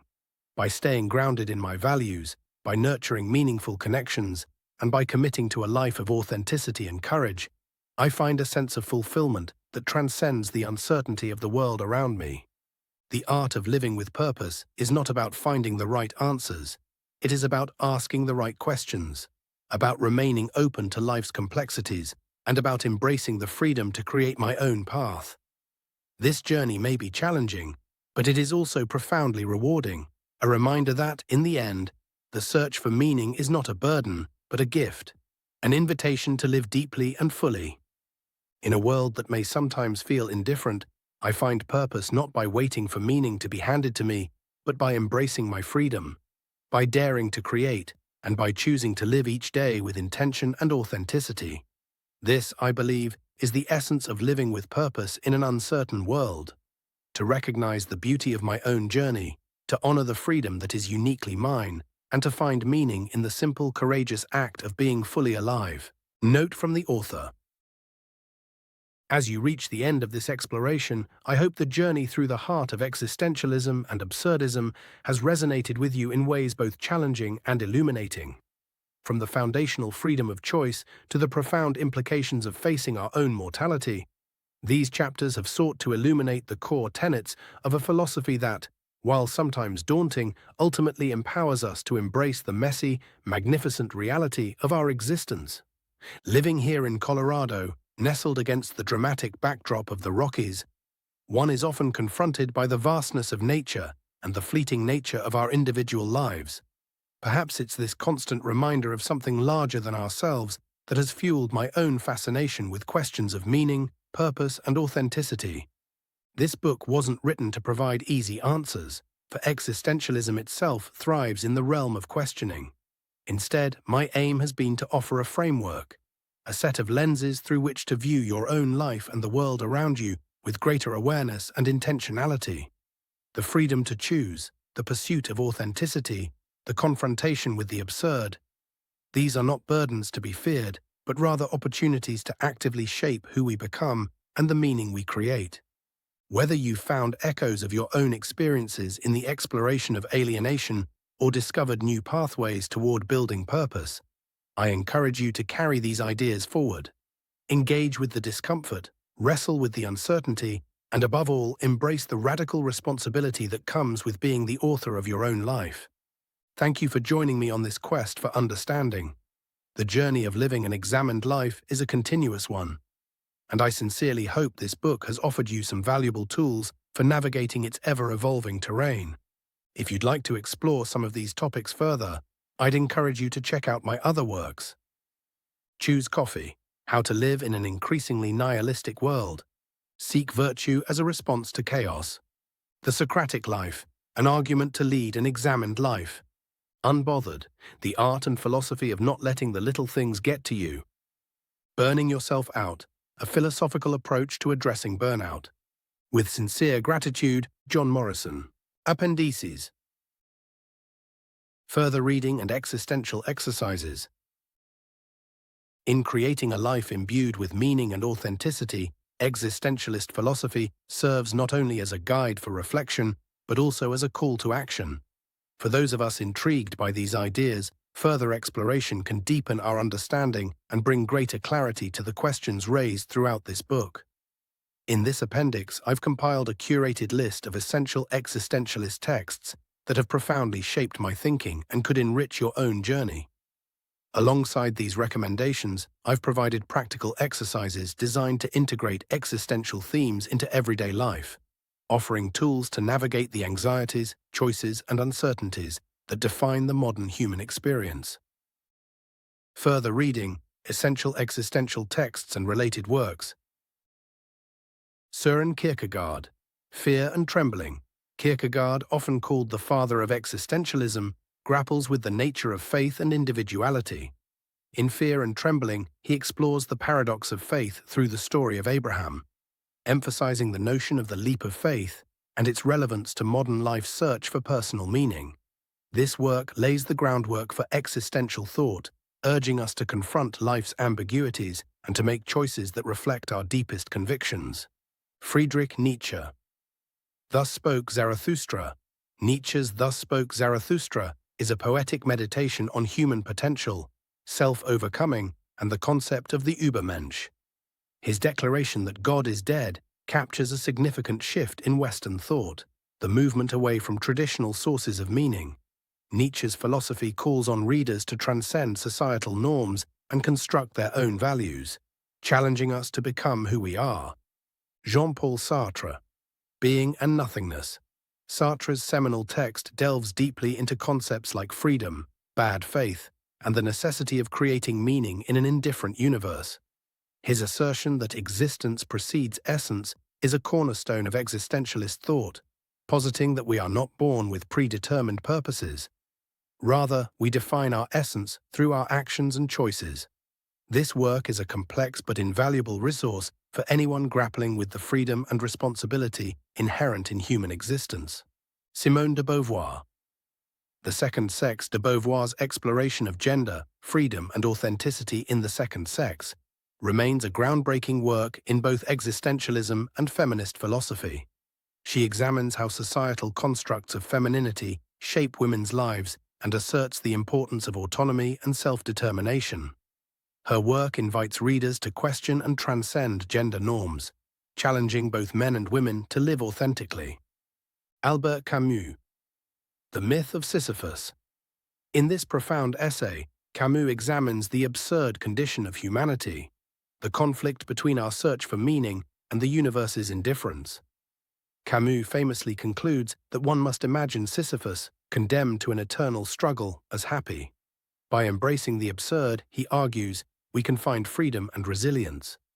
This work is essential for anyone confronting existential anxiety and seeking ways to live with purpose despite life's inherent uncertainty. Martin Heidegger, Being and Time. Heidegger's Being and Time introduces the concept of being toward death, a profound exploration of mortality and its impact on how we live. He argues that an awareness of death allows for a more authentic engagement with life. Though complex, this text is an essential read for understanding the existential relationship between time, death, and purpose. Viktor Frankl, Man's Search for Meaning. Frankl, a Holocaust survivor and psychiatrist, presents a powerful existential response to suffering. He argues that even in the face of unimaginable hardship, individuals can find meaning through their attitudes and choices. His insights into resilience, meaning, and purpose are especially relevant for those grappling with existential questions in times of difficulty. Rollo May, The Courage to Create. Rollo May, an existential psychologist, offers a unique perspective on creativity, courage, and the challenges of self-expression. In The Courage to Create, he argues that the act of creation, whether through art, relationships, or personal goals, is an essential part of living authentically. His work provides insight into how we can harness creativity as a means of self-discovery and growth. Each of these texts presents unique insights into the themes of freedom, authenticity, and meaning, offering readers opportunities for reflection and application. Existentialist literature, by its nature, resists easy answers. Yet by engaging with these works, we gain not only greater clarity about the nature of human existence, but also the tools to shape our own lives with greater awareness, courage, and conviction. Existential exercises, practical guides for applying existentialist themes. Philosophy need not be confined to theory. It can and should serve as a practical guide to living. The exercises in this section are designed to help readers apply existential themes to real-life situations, fostering self-awareness, resilience, and authenticity. These practices encourage us to confront our own freedom, embrace uncertainty, and make choices aligned with our values. 1. Managing existential anxiety through reflection and mindfulness. Existential anxiety often stems from our awareness of freedom, responsibility, and mortality. Rather than avoiding this discomfort, mindfulness practices can help us confront it directly. Exercise. Set aside 15 minutes each day for reflection. Find a quiet space, free from distractions, and bring your awareness to your breathing. As thoughts arise, perhaps anxieties about choices, fears about the future, or questions about meaning, observe them without judgment. Consider writing down recurring themes or feelings to revisit later. Question for reflection. What am I afraid of when I think about my freedom and the responsibilities that come with it? Am I holding on to beliefs or habits that limit my ability to live authentically? This practice invites you to explore existential anxiety without trying to solve it. By acknowledging these feelings, you create space for greater understanding and self-compassion. 2. Cultivating authenticity, the values inventory. Living authentically means aligning actions with values. This exercise encourages you to reflect on your core values and identify areas of life where you might be compromising them. Exercise. List 5 to 10 core values, e.g., integrity, creativity, compassion, independence. For each value, ask yourself how consistently you live in alignment with it. Are there areas where you feel pressured to act against these values? Question for reflection. In what situations do I feel most authentic, and what values are being honored in those moments? Conversely, when do I feel least like myself, and what values are being compromised? This exercise can reveal where and how you can make changes to live more authentically. 3. Embracing freedom of choice through goal setting. Existentialism emphasizes that we are defined by our choices.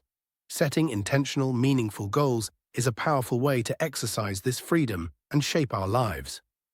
Exercise. Identify a goal that resonates with your values and vision. Write down specific steps you can take to work toward this goal, breaking it down into manageable actions. Commit to reviewing your progress each week, making adjustments as needed. Question for reflection. How does this goal reflect my core values? If I could only pursue one thing, would this goal still matter to me? By setting and pursuing goals that align with your values, you actively participate in the creation of your life's meaning. 4. Confronting mortality with Heidegger's being toward death. Recognizing mortality can encourage us to live with greater awareness and purpose. This exercise invites you to reflect on death not as a source of fear, but as a reminder to make meaningful choices. Exercise. Imagine you are at the end of your life, reflecting on how you chose to spend your time. Write a letter to your present self from this perspective, offering advice on what you might focus on or let go of to live more fully. Question for reflection. What would I most regret not doing, and what stops me from doing it now? This exercise can be powerful in helping you prioritize actions that feel truly meaningful and avoid distractions that do not serve your deeper values. 5. Creating your existential toolbox. Daily practices for resilience and meaning. Building a daily routine of existential practices can help you stay grounded and intentional. Consider creating an existential toolbox that you can use in moments of doubt or difficulty. Exercise. Choose one existential theme, freedom, authenticity, creativity, and devise a daily ritual to honor it. For example, if you value creativity, spend 10 minutes each morning writing freely or sketching, allowing yourself to express your inner thoughts without judgment. If you value authenticity, set a goal to speak or act in alignment with your beliefs at least once each day. Question for reflection. How does this daily practice help me stay connected to my sense of purpose?